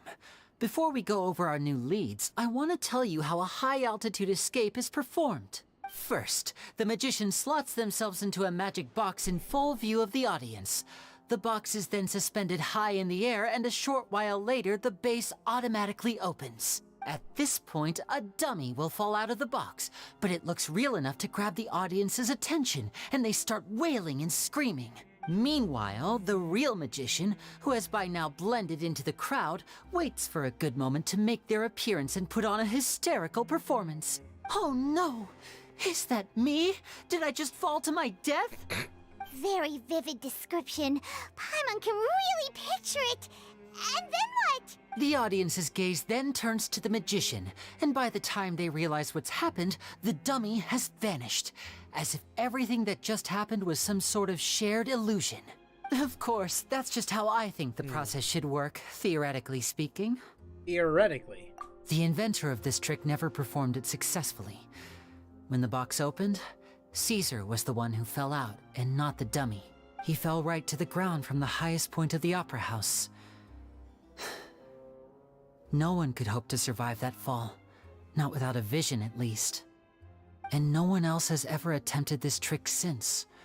My understanding of how it works is just based on what I could gather from his notes and the relevant gadgets here in his workshop.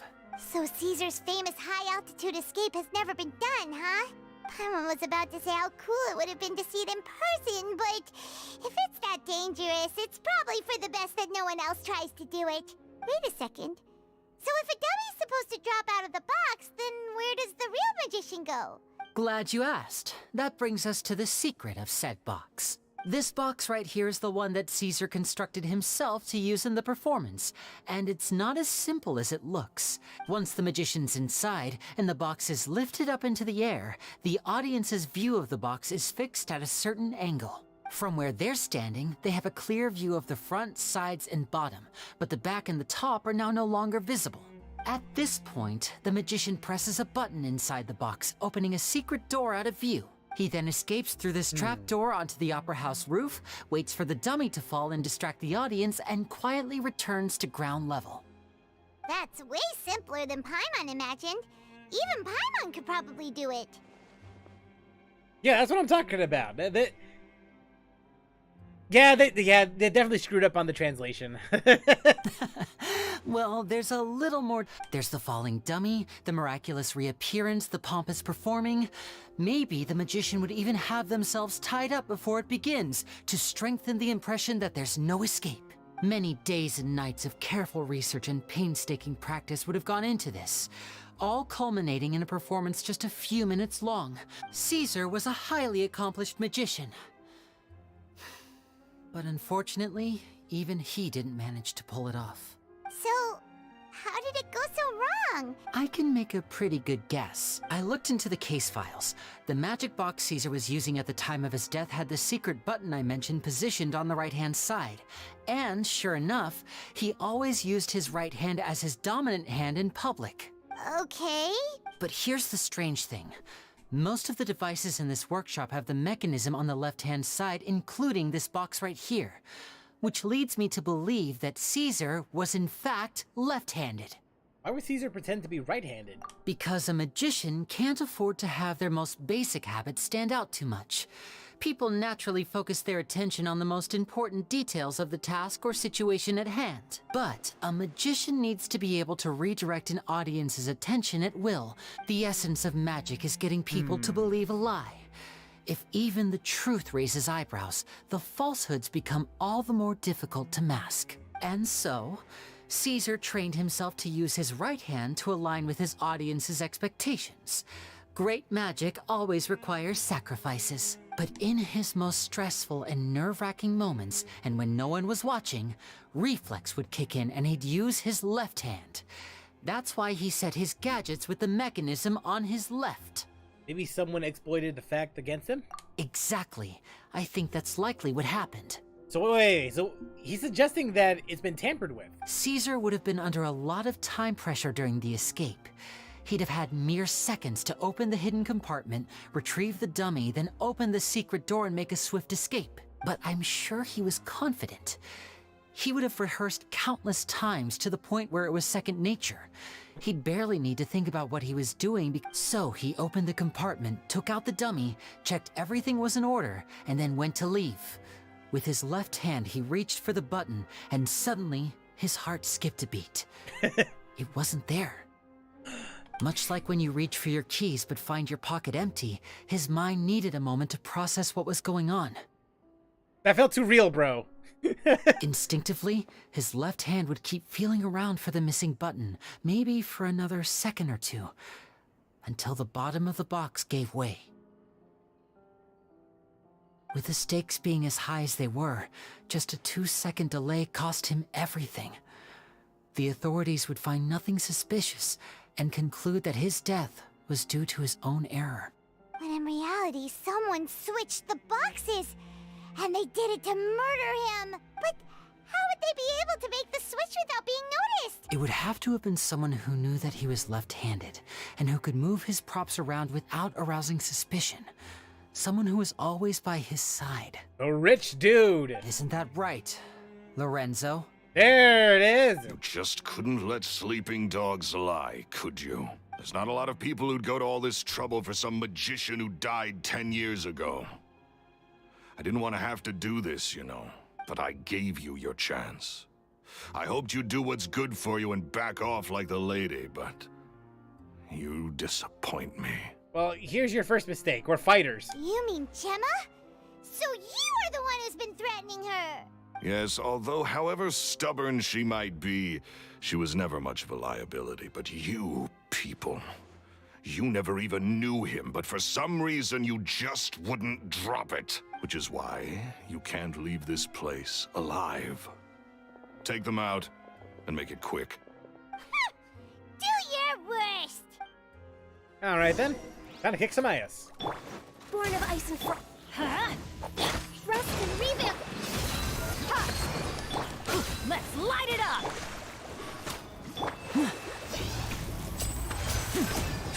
Now disappear!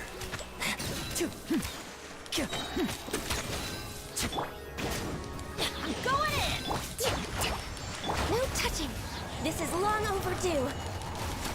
You asked for it. There we go. Get the hell out of here. Or not. I think we screwed up. You kids are tougher than you look. I think the Alta kind of ruined the thing. Had enough yet, Lorenzo? Your cronies can't help you now. I think it's high time you started talking. And what I'd really like to know is, why did you murder Caesar? If I You got too had a damn motive popular. for every time you said that man's name. Of course you idolized Caesar, everyone else did. But I was the real genius magician. Me! He was just an amateur who did cheap tricks for gullible children. I was the one who made magic into the fine art it is today. So it was jealousy. Jealousy. Hatred, more like. I hated Caesar. He poured everything into his street performances and his stupid tours like it was just a hobby to him, never bothering to think about Mora. What sort of fool devotes their life to the art of deception and never has a Mora to show for it? But the people loved him, didn't they? Oh, how they looked up to him. No one gave me a second look. All I ever heard was, "Oh, your master's amazing, isn't he?" Amazing. Yeah, so amazing that he was Still completely gotta get to the plot twist? broke. Oh, there's still more to it Every then. other apprentice was living it up at their master's expense, but no, not me. I put in all the work, mastered all the skills, and it brought me nothing more than the life I already had. And why didn't you just leave? He forbade me from using magic to trick people out of their Mora. There was nothing he hated more than that. And with his reputation in Fontaine, it was too risky for me to go it alone. As long as he was alive, if I dabbled in my own brand of money-making magic, he would expose me, and it would destroy me. I had to kill him. There was no other way. He had to go. And this was your only motive? It was reason enough. What other motive would I need? Well, I was under the impression that there might have been other factors at play. For instance, maybe you were in love with Gemma, but she was engaged to Caesar. In love with Gemma? Don't be ridiculous. Guess I was wrong about that then. Next question. Are you the Phantom Weasel? I am. Caesar was so strict with me. Uh-huh. He insisted that his way was the right way. That the sole purpose of magic was to bring joy to the world. I never bought into any of that. I was more interested in the practical value of magic. Sure enough, it helped me fill my pockets with all kinds of valuable treasures. But I heard that the Phantom Weasel stole from the rich and poor alike. Oh, yeah! Charlotte told us that the weasel would steal whatever people valued, no matter how much it was worth. That's just how it looked from the outside. What would any thief want with second-rate loot? I've only ever targeted high-value items. I stole cheap things as a way of practicing my craft. It was other people's overactive imaginations that conjured up the preposterous image they then dubbed the Phantom Weasel. So, that's the story, huh? Well, I hope you're ready to tell it all over again during your trial. What choice do I have? You're a pack of wolves, and you've got me between your jaws. You've seen what's here, and my last-ditch effort to stop it getting out has failed. So be it. I've enjoyed power and wealth for the last 10 years, the likes of which Caesar could never give me. I wouldn't choose for things to end this way, but I regret nothing. Very well. In that case, I'll contact the guards. Traveler, Paimon, keep an eye on Lorenzo for me. I'll meet you just outside the workshop when I'm back. Sure. Give him my treasure, though. At least I can finally stop looking over my shoulder now. Keyword hope. Alright, time to get out.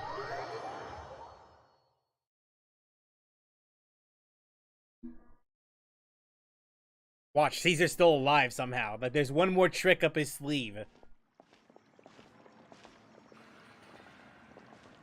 Lily has told me the whole story. Lorenzo, do you confess to the murder of Caesar and to framing him for the Phantom Weasel's crimes? Look who's finally developed a conscience. What kind of disciple murders their own master? I hope it was worth it, because there'll be hell to pay. Hell yeah!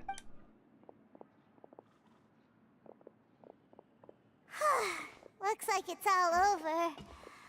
What should we do next, Lenny? Should we start preparing for your show? Let me think. Let's rendezvous with Lynette and Gemma first. With Lorenzo in custody, Gemma will no longer have to fear for her safety. Good point. We should go tell Gemma the good news right away. All right. Okay, so back here, right?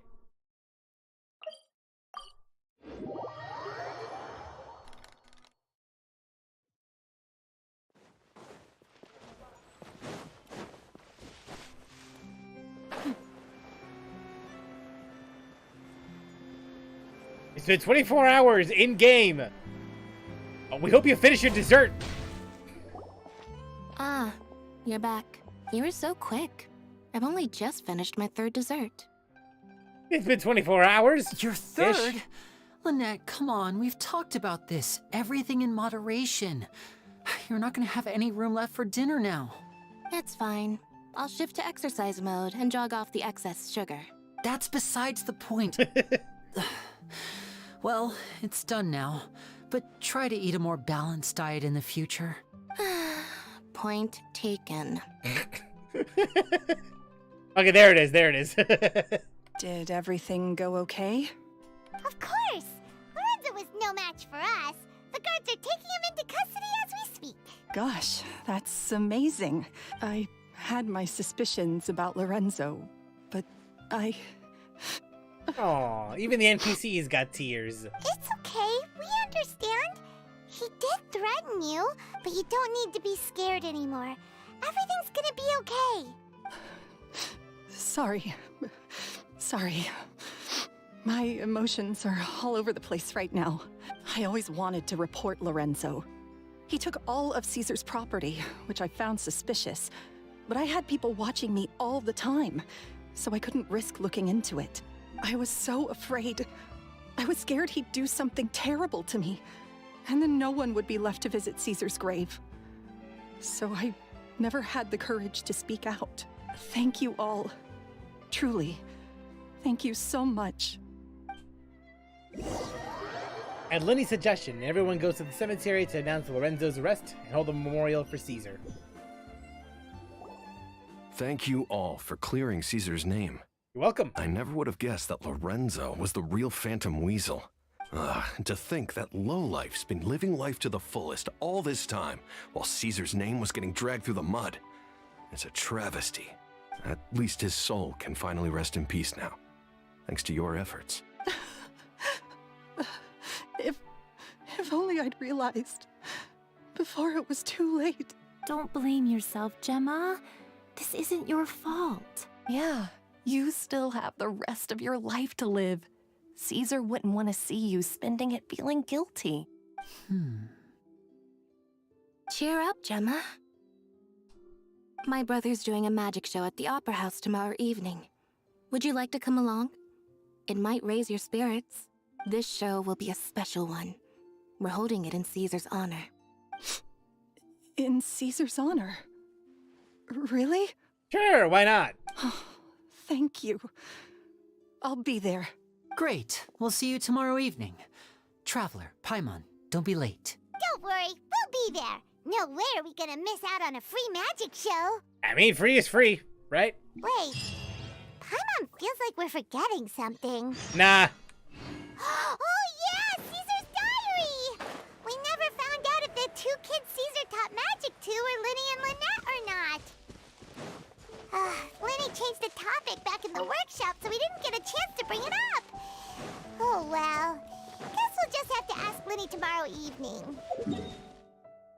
So this way then, right?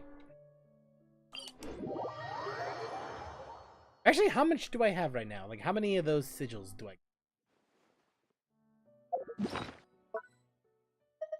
25. Not a whole lot.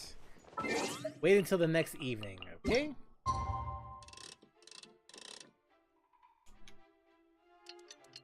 Right, so, in all honesty, so far, it's only okay. It's, this story has only just been pretty okay. Not bad, not good, it's just, eh. But then again, there's that one other plot twist I don't know of just yet, so maybe my opinion might shift? We shall see for ourselves.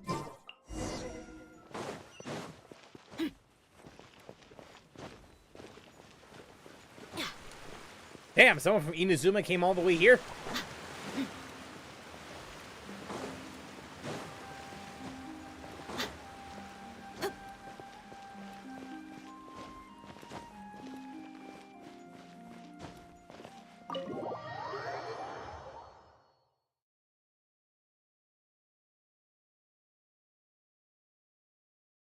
Okay, showtime!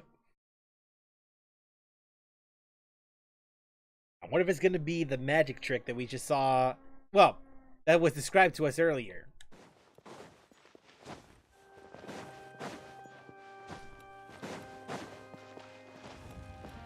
Let us in!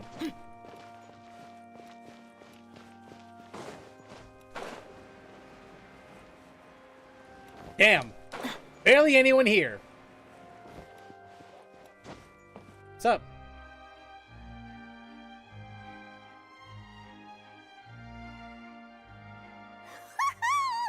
Paimon's excited to see another of Linny's magic shows! Wait. Lynette, shouldn't you be on stage by now? Not this time. My brother's going solo today, so I'll be watching with you. Good evening, ladies and gentlemen. The great magician Linny has prepared a spectacular show for us all tonight, concluding with an all-new grand finale that no audience has ever seen before. Wow! A new trick! Thank you all so much for coming. Now, prepare to join me on a journey through the mystical and miraculous. Linny wows the audience with this skill. Hell yeah, with the transition! Exciting stuff, isn't it? Yes, it's just... It reminds me of him. No wonder. Hopefully no court case Caesar was following a this famous one. magician too. So, how did you two first meet, Gemma? Well, I was out on the street once, and I saw him performing for little children. Children love magic, because they're willing to believe in things that can't be rationally explained. Caesar had this amazing way of bringing them into a dreamlike world, and somehow, I felt drawn to him too. So, I went up and asked him to do a trick for me. Aw, that sounds so romantic. It was with a flower. He took it in his hand, snapped his fingers, and it magically appeared on my head. I was so happy that day. No one had ever given me a flower before that. Oh, that's so cute! Actually, now that you mention it, Linny's done that one before. Is that right? Then I suppose he's a romantic at heart, just like Caesar. So let's treasure the time we have with him. After all, you never know when the people dearest to you might be gone. Oh, don't be sad. That's right. It's all over now. It's all over. Paimon doesn't really know how to comfort you, but at the very least, no one's gonna be intimidating you from now on. Right. Yes, you can breathe easy now, Phantom Weasel. See? Even Lynette says... Wait, what? The Phantom Weasel? Lorenzo escaped? Where is he? Uh-oh. Call the guards. Not for me. What do you mean, Phantom Weasel? As Linny once said, a performer's job is to commit fully to their role and put on a flawless performance for their audience. But once the bag of tricks is empty and the curtain falls, it's time to end the show. The spotlight is no place for someone with no more cards up their sleeve. It's been 10 years, Gemma. Aren't you tired of the grieving widow act? I think it's time to put an end to it. What are you talking about? Paimon doesn't like this riddle. Who said it was a riddle? Traveler, Paimon doesn't like where this is going. Come on, say something! Only if the game designers allow me to speak. Ladies Ladies and gentlemen, I hope you're all enjoying the performance so far. There will now be a brief intermission, after which Linny will perform the most electrifying act of tonight's show. The final performance will take place outside of the Opera House, so please make your way outside in a calm and orderly fashion. The Phantom Weasel never did like public places, did they? Don't worry, this place will be quiet soon.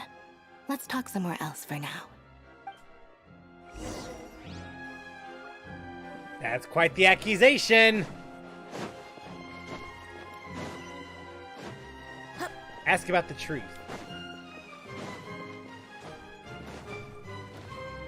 All right.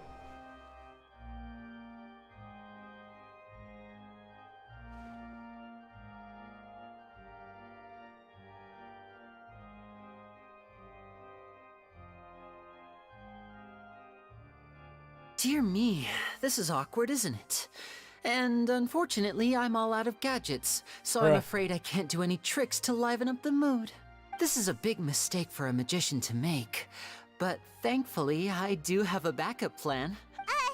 Linny? Don't we have more important things to address right now? Lynette accused Gemma of being the real Phantom Weasel a moment ago. All in good time. Magicians are good at guessing what people are thinking. I know the questions you want to ask. And as it happens, the story I'm about to tell might answer a few of them. All right. Really? Well then, let's hear it! Let's go back to the very beginning. A decade ago, when the Phantom Weasel was terrorizing the court of Fontaine. She never missed a target, never left a trace, and no treasure was safe from her thieving hands. But as her infamy grew, so did the readiness of the police, and her opportunities to act became ever fewer. Every day, she ran the risk of being exposed for who she was. Of course, she could not simply take this lying down, and before long, she found her ticket to freedom. She would create a scapegoat, a false weasel to close the chapter on her behalf. After weighing her options, she set her sights on a renowned magician, Caesar. After all, magic and theft shared enough similarities for people to buy the story when the truth came out. So then what? Being the master deceiver she was, the weasel easily earned Caesar's trust. Now all that remained was to frame him for her countless crimes. But as she was considering how to make her move, she noticed Caesar's aggrieved pupil, and a new thought entered her mind. Maybe I don't need to get my hands dirty after all.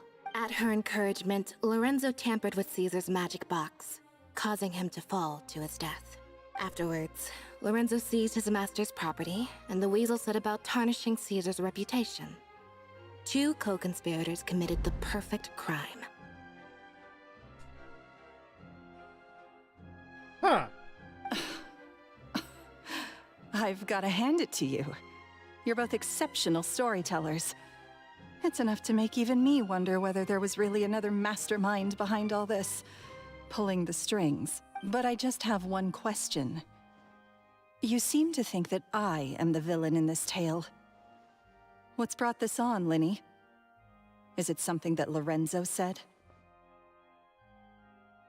I think I have an idea. Don't worry, Lorenzo said nothing at all. But I never believed that he was the weasel, and in fact, my investigation only made me more certain of that. He was too forthcoming with his confession, as if there was something else he was trying to hide. How disappointing. So you'd sooner trust Lorenzo than me, even without a shred of evidence? A magician is an expert at playing the audience to get the result they want. And I have no doubt that you, Gemma, are equally talented in this regard. With a little help from Lorenzo, you put on a very convincing performance. The lovesick fiancé, whose devotion to her betrothed is unshakable, even under threats of violence. Caesar was maligned and hated by all for 10 years, but you? Everyone sympathized with your plight. Who would suspect for 1 second that the lovely young lady always seen weeping in front of Caesar's grave was actually the mastermind behind his demise? No, not that poor lady. Perish the thought. Wait, so you mean the whole intimidation thing was just a hoax? But why would Lorenzo agree to that? And why didn't he sell her out even at the end instead? Yes, why indeed? Maybe Gemma herself could enlighten us on that question. Well, Linny, if you're so confident in your version of events, then I think the answer should be obvious. Having killed Caesar with his own hands, Lorenzo was plagued by overwhelming guilt. Revealing the Phantom Weasel's true identity would serve no purpose. But if the Weasel remained free, then she could take care of Lorenzo's loved ones. An excellent answer, though sadly a little dull. Is that right? Well, don't let me bore you. If you'd care to change the topic to something more interesting, I'd be much obliged. As a matter of fact, there's one thing I'd really like to understand. Why would the real Weasel have targeted things that only have value to other people? Could you shed any light on that? Of course. After all, we're just telling stories here, aren't we? If I had to guess, I would say that the real Weasel must have had a terrible childhood. Left to fend for herself after her parents died young. Betrayed, scorned, beaten. She'd scrounge waste paper from garbage bins to draw on, using twigs and dirt for lack of ink and pen. She'd sew ugly ragdolls from whatever scrap material she could get her hands on. This was her only source of happiness in life. But it was all she needed, and she was content. Once again, she was betrayed. And this time, everything was taken from her. She felt like life was a miry pit that dragged her further down the more she struggled to escape. At that tender age, she should have been happy. This was a fate too cruel for anyone to bear. Her pain became a breeding ground for dark thoughts. Thoughts which festered and grew into a twisted solution to her troubles. I detest the happiness of others, in all its forms alike. I will rob them of everything they hold to be good and true, and it will fill the void in my soul. That's some pretty heavy stuff. Now it all makes sense. Does this story satisfy you, Linny? Yes, it is quite to my tastes. Thank you for helping to clear up my confusion. And the warning letter? Huh. That's right! Because without that, none of this would have ever come to light! She didn't write the letter. After 10 long years, I'd hoped that the Phantom Weasel would be consigned to the history books by now. But it seems like someone still wasn't ready to let her finally be at peace. Linny. Or should I call you the Phantom Copycat now? You were the one who posted that letter outside the Opera House. But why? Very sharp, Phantom Weasel. Still as shrewd as ever. So he's the copycat. Well, no need for me to be coy about it. Our goal was to clear Caesar's name. The most straightforward way to change the public's impression of Caesar was to force the Weasel to show themselves. That's it? You had no other agenda? Of course we did. We made it quite clear in the letter, I believe. I shall take from you that which you hold most dear, just as you did to me 10 years ago. What happened 10 years ago, Linny? 10 years ago? You mean Caesar's death? You met him? Referring to the kids, right? Like when they were kids. Wait. Oh, I get it. You were those two obnoxious kids. It's been so long, and you're all grown up now. I didn't recognize you. He taught you magic back then, didn't he? For what, 10 days or something? Well, I mean, yeah. I mean, I figured that all one this now. trouble. It's just a matter of waiting and seeing if they actually say Because it like you feel like in you game still and all. owe him something? We remember all our debts, however great or small. 10 years ago, Caesar's reputation was torn to shreds, and his legacy was thrown out. 10 years on, and no one cares what the truth is anymore. But we did not forget. And so we came to find you. I knew it the second read it in the notes. And? What exactly did you take from me? I'm still standing, as you can see. Lorenzo has admitted to everything. I'm free. Free? Do you really think so? Caesar once told me that even though the world is filled with lies and falsehoods, we must find our own truth. I think that applies to you too. Truth can take many forms. Prized possessions with nostalgic value, fervent hopes and dreams, and irreplaceable people. Life took many things from you, and those wounds never healed. When they ached unbearably in the dead of night, stealing became your way of numbing the pain. What are you trying to say? I'm saying that for the last 10 years, you've been living a rather uneventful life. Perhaps that's because you found something other than a life of crime to fill the hole? Back to Lorenzo for a second. He murdered his own master, played along with your act, and took pains to make sure any suspicion would be directed towards him. But what did he have to gain from all that? He knew who you were and the things you'd done, and despite that, he was willing to give everything up for your sake. You're more than just accomplices in murder. You're the only real friends each other has. So I think you know, deep down, that he is the only truth you have in your life. But that truth is gone now, and I guarantee you, you'll never see it again. Congratulations on your freedom, Gemma. Your freedom will cost you dearly. From now on, you'll be all alone in a world full of lies and falsehoods. I do hope you'll be able to bear it. You've still got a long life ahead of you after all. Gather round, one and all. The time has now come for the amazing Linny to perform his final act in tonight's show. I'm sure you're all wondering what he has planned for the grand finale. Well, wonder no more, for the answer is a death-defying high-altitude escape. A high-altitude escape? Yep. The trick that Caesar died attempting. I'm sure you all remember the magician Caesar. This was the very trick that led to his fatal fall, after which he was dubbed the Phantom Weasel. But we have now learned that Caesar was wrongly accused, and that the real Weasel has now confessed to their crimes. Guess that's my cue to leave. Whew. I've been practicing this one for ages now, but I'm still a little nervous. Traveler, Paimon, I hope you enjoy the rest of the show. There may be a lot of people watching tonight, but you alone are my true witnesses. I suppose so. Lenny, wait. You two hid a lot from Caesar. He went to his grave without ever knowing your secrets.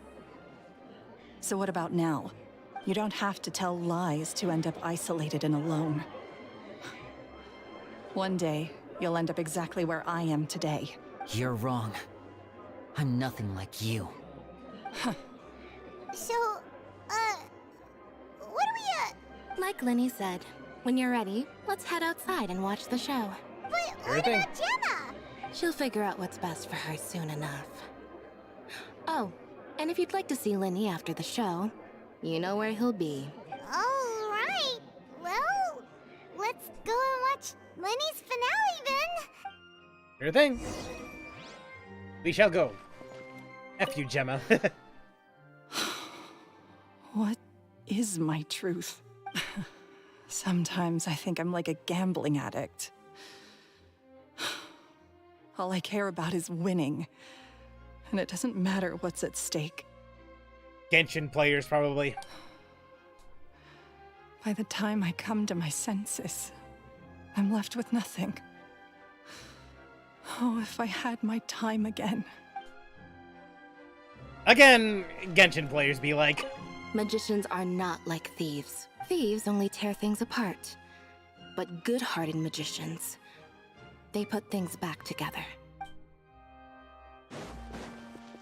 Alright, let's go and check out that magic trick.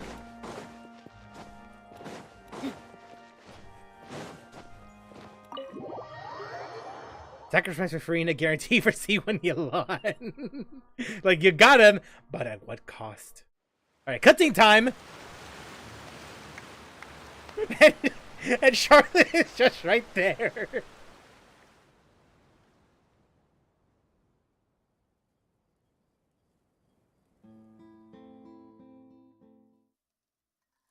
Magic should be mysterious, surprising, and defy logic. Magic is hard work.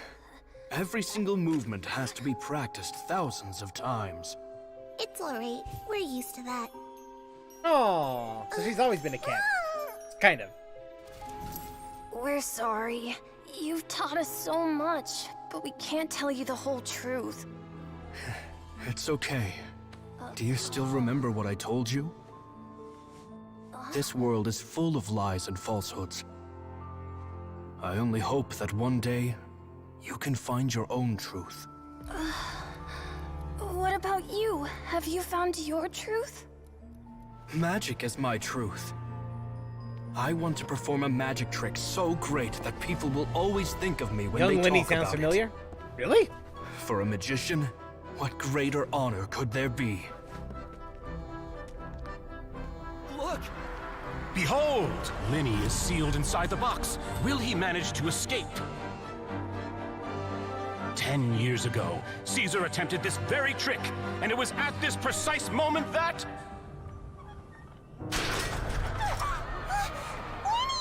Watch out!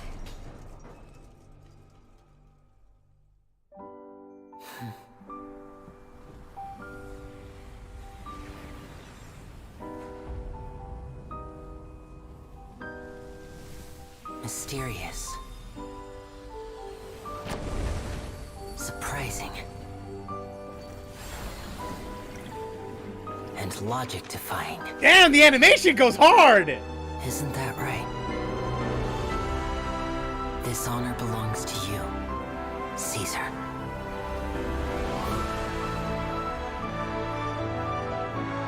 I'm just sorry it's a little late. Animation goes hard, bro! Did you see that? 1 minute he was falling, and the next, he turned into flowers. How could he possibly have done that? How mysterious. I didn't blink once. He just vanished, right in front of my eyes. What a heart-stopping magic show! This was really worth the trip. Caesar's name has finally been cleared, and Fontaine's new star magician Linny has fulfilled a wish on his behalf. Oh, I couldn't ask for a better grand finale. Whew. Looks like everyone really loved Linny's grand finale. Even though they don't know the full story. Paimon doesn't see Linny anywhere. Where'd he go? Oh, Lynette said he'd be waiting for us at the usual hunt. But, where is that? The cemetery. Oh, you mean the one where Caesar's buried? Yep. Yeah, that's probably it. This whole magic show kinda seemed like Linny's way of saying goodbye to Caesar. Alright, let's go look for him there. Alright. Okay, back to the cemetery.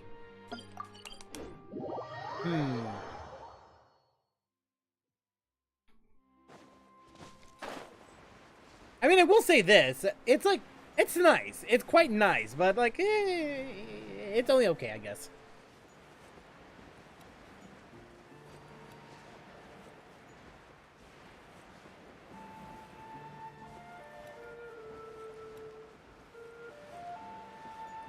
Hello! Linny!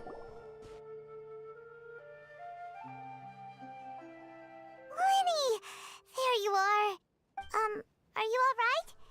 Paimon was scared to death when the chain broke. Paimon was sure something had gone horribly wrong. Magic is a performance art. A magician has to get creative to keep the audience on tenterhooks. That's our job. So I tweaked Caesar's original setup a little to keep it fresh. I was honestly a little nervous during the live performance. The thought of falling, suddenly feeling weightless, seeing the sky and the ground spinning and spinning. Sometimes, I can't help but wonder what Caesar thought in those final moments. Did he regret taking Gemma and Lorenzo on? Or did he believe that it was his own slip-up right until the end? You know, Paimon's been wanting to ask you about something ever since we were in Caesar's workshop. You learned magic from Caesar once, didn't you?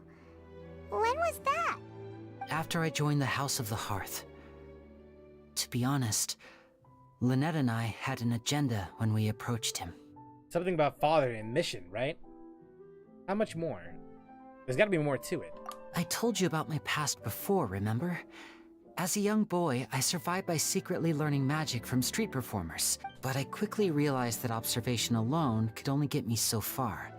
I needed to learn how to improve my sleight of hand, hone my misdirection skills, and make niftier props. We were gifted enough that we'd made some progress by ourselves. So that's why you sought Caesar out? Yes. We figured there was no harm in asking. In all, we only spent 10 short days together, but he was very good to us. By contrast, we hid so many things from him.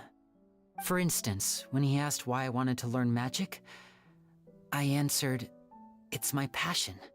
But in truth, there was already a lot more to the story by then. After being taken in by an aristocrat for our magic talent, then betrayed soon after, this was no longer about me doing what I loved. What amazed me was how the lie escaped my lips even as I was hesitating over whether to tell him the truth. Trust is a beautiful thing. Sadly, I'd forgotten how to trust by then. Lenny. That wasn't your fault. Still worried about the way I feel? You really are a gentle soul, aren't you? But don't worry, I'm used to it now. From the mansions of the elite to the house of the hearth, lies and selfishness have followed me and Lynette everywhere we go. After Caesar went on tour, we became busy with our missions. The next we heard of him was that he'd fallen to his death, and was now declared to be the Phantom Weasel. That night, I remembered his smile. But as I lay there, I didn't know what to say to him. To keep secrets is to put up walls. The longer you keep them up, the less you let people in. Then, one day, you look around and realize your life is like an empty auditorium after a show, full of seats once occupied by all the people who left. But I guess that's the price we have to pay. You only realize how much someone really meant to you when you lose them completely.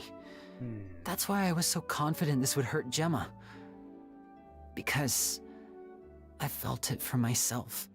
We're in your auditorium, and we're not going anywhere. That sounds so cheesy, but you know what? I'll accept it. Yeah, cheer up, Lenny. We've had to say our fair share of goodbyes during our journey, too. But whatever happens, Paimon always believes in what tomorrow brings.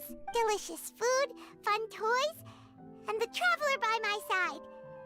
Paimon just needs to focus on things like this, and all the unhappy stuff goes right out the window. You know, Traveler, doesn't that kind of make you Paimon's truth? Perhaps. Exactly. It's the same for me and Lynette.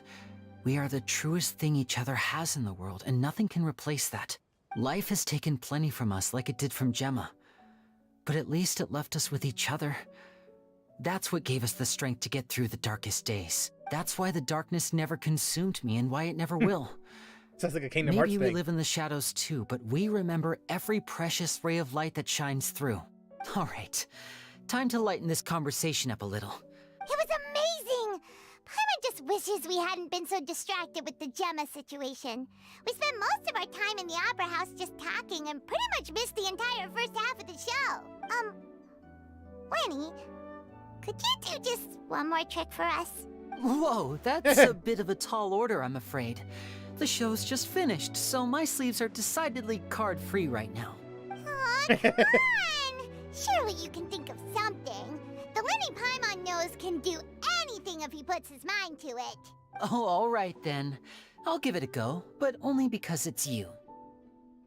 Screw the Traveler, then! Watch closely. I have a flower in my hand. You liar! There's nothing in your hand! We ain't going along with this! Huh? My goodness, you're right. But I could have sworn I brought one here with me.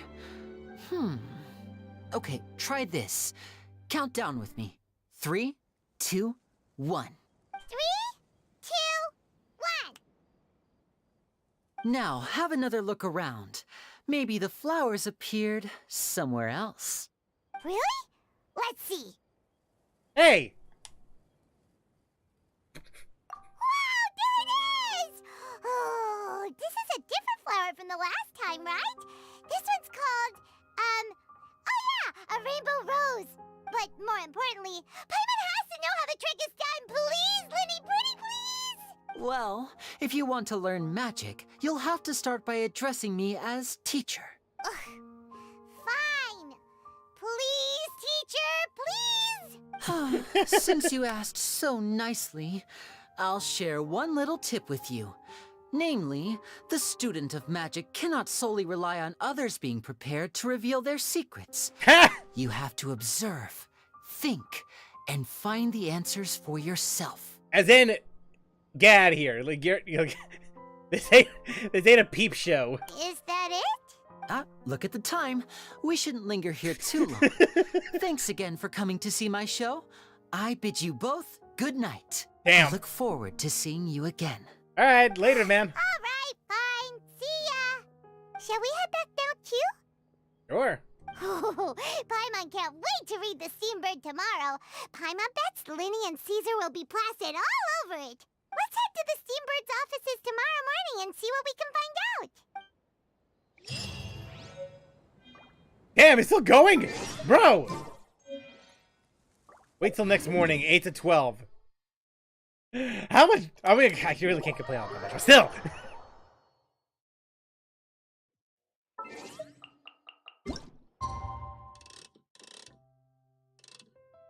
Right around here, right? It's going to be the next day anyway, so... There we go. I'm very sorry, Charlotte, but my sister and I are quite busy today. Oh, please, Linny, I'll only take a moment of your time. If you would be so kind. No. Huh? What's happening here? I spent all night writing my piece about the Phantom Weasel, and it was going to go to print this morning. But just as dawn broke, I suddenly received news that Caesar's fiancée, Gemma, had contacted the guards and confessed to having been the real Phantom Weasel all along. That was quick. Yeah. Too late, bro. That was quick, you say? Oh. It sounds like I've got some catching up to do. Whoops. Aha! My instincts did not lead me astray. You do have something to hide. Paimon. Turning herself in must have something to do with Jenny's performance last night. Come on, man. Maybe watching my high-altitude escape trick reminded her of a better time with Caesar, and she could no longer ignore the voice of her conscience. Huh. Okay, then. Wait, no, there must be more to it. If that's all it took for her to have a change of heart, how did it take her 10 whole years? Well... Charlotte's journalistic spirit is burning red. We're gonna have to distract her somehow. Oh, I remember now. You and Gemma were nowhere to be found after the show. Quickfire question. Where did you all go after the show? Home. Oh, we went to the cemetery and Linny did a private magic trick just for us. Actually, glad you mentioned it, because that reminds Paimon, guess what? Linny started using rainbow roses in his tricks. What? I don't recall ever having received a rainbow rose from you myself. Is this supposed to mean that they're more important to you than your own sister? Oh, Linny! Linny! What is wrong with you? No, I just... What now? Oh, did Paimon say something wrong again? This is getting pretty awkward. Seems like this interview wasn't meant to be. Forgive my persistence, but when there's explosive news waiting to be found, I can't turn away. Apparently, one of the things she said to the guards was that her final wish is to see Lorenzo one last time. There's clearly a web of complicated relationships there. Can't blame me for being curious. All right, I guess I'll leave you to continue the rest of your conversation in peace. Bye for now. Okay, I'm curious now. Lynette? Paimon didn't mean to... Don't worry, I wasn't angry. I was just trying to distract her. Oh, really? Oh, thank goodness. You scared Paimon there. Phew. You and me both, Paimon. You and me both. Please, take good care of that rainbow rose. I'd be really upset if you lost it.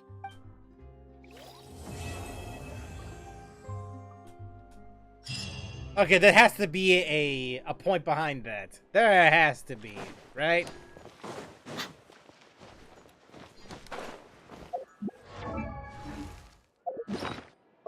Where would they place that much significance, huh?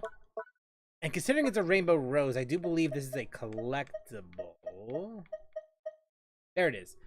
A delicate and tender pink flower. Despite their name, rainbow roses are essentially more akin to lilies. Not really. Not really.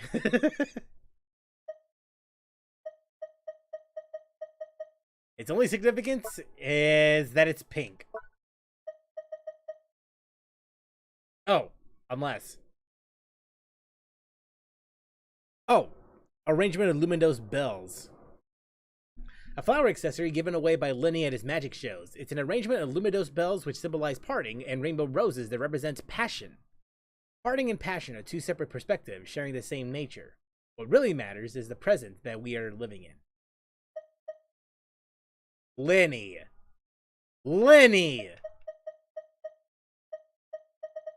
Lenny, what in the hell, bro? The desert's a tough adversary, but at least it doesn't hide anything. The riz on that guy, seriously. And as such, Lumine's harem grows. Lumine's harem just grows exponentially. And the thing is, it wasn't even by her hand. Lenny's got game.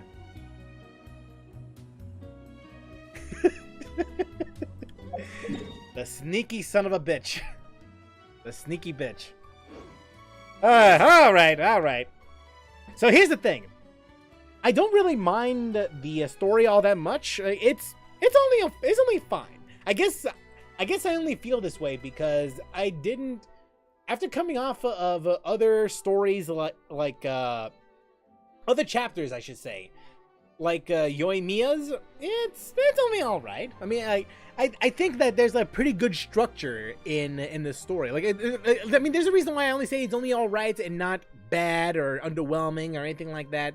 Like, it's fine. It's fine for what it is. Now, the plot twist itself, it's good. It's good. It does flesh out the characters of Lenny and Lynette a little more, but I think it didn't have that much impact compared to, let's say, the revelation that both of them are Fatui. I think that one hit a little more compared to the revelation that that those two were the kids that Caesar was teaching magic to, because we know who the Fatui are. We've dealt with them and their lackeys, so to speak, over the past few years or so, whether it's Signora or Child or Scaramouche / Wanderer. We have a bit of a relationship with that compared to Caesar, who we've only known in this story. But it is fine for what it is. To be fair, not every story can be winners. We've seen that proven with the Inazuma Archon quest. So, plus, honestly, it's good. Like, just because I say that it's good doesn't mean it's bad. You know what I mean? I know it sounds very redundant when I say that, but trust me when I say, when we live in an era where giving 7 out of 10s is considered crap nowadays, I have to make that statement clear. Now, I have to make that statement clear because you don't know how people are nowadays. So personally, it's good. Yeah. We'll see what 4.1 brings. I'm curious about what about the I forgot his name. How the Nouvelette? There we go. I'm curious about Nouvelette's story. Like, what's with him? I need to know his backstory. And as for Rithlessy, wow.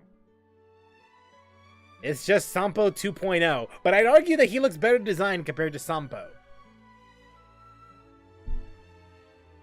But color me interested. But yeah, but that said, that's gonna do it for today's stream. Thank you very much for tuning in. Over the next couple of days, I'll be attempting to record and upload a bunch of reactions. And with that said, I can't believe I'm doing this, but to be honest, everything just came by so quickly. I'm like, there's no realistic way for me to get my Honkai Star Rail video out without like pulling all-nighters, and that's something that I'm not willing to do, not when I have a full-time job. So that's gonna have to be delayed to it for another week. So at least this time I had a reasonable excuse. But with that said, I'm gonna try. I'll definitely do more. Take that. However, Nouvelette. Maybe I want him instead of Farina. Take that however you want. Why do I get the feeling he's actually the real Hydra Archon? I have a funny feeling. It probably isn't true. Like it may, like Farina is likely the is the actual Archon, and I've just been gaslighting all y'all just thinking that Nouvelette is the real Archon, but I did hear a rumor that idea was being toyed around at some point in development, but I'm not sure how much of it is actually true or not. I'd rather just he's a dragon. Considering what happens in the end of Act 2, it would not be surprising. Trust.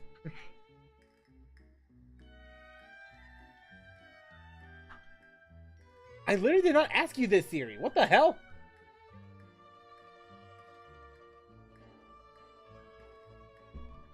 Bruh. Fucking Siri.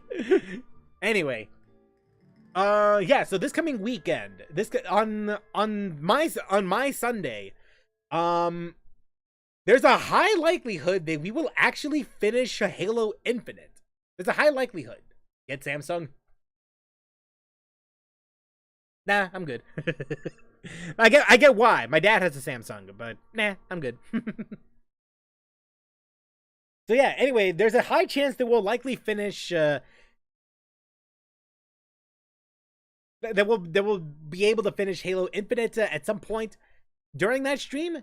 Though I might want to stream a little earlier if that's the case, because I get the feeling that we will finish it very quickly. Maybe it might be like another 2 or 3 hours of it, and then we'll be able to finish that up. I'll be sleeping. I gave up on trying to stay up. That's fair. Honestly, I'm just happy that you just show up for today, just for this stream. So hey, don't feel too bad, okay? But yeah, we'll definitely be doing that. We'll be finishing. We'll very likely be finishing up Halo Infinite. It seems like that there's at least 1 or 2 sessions, but I'm betting on 1.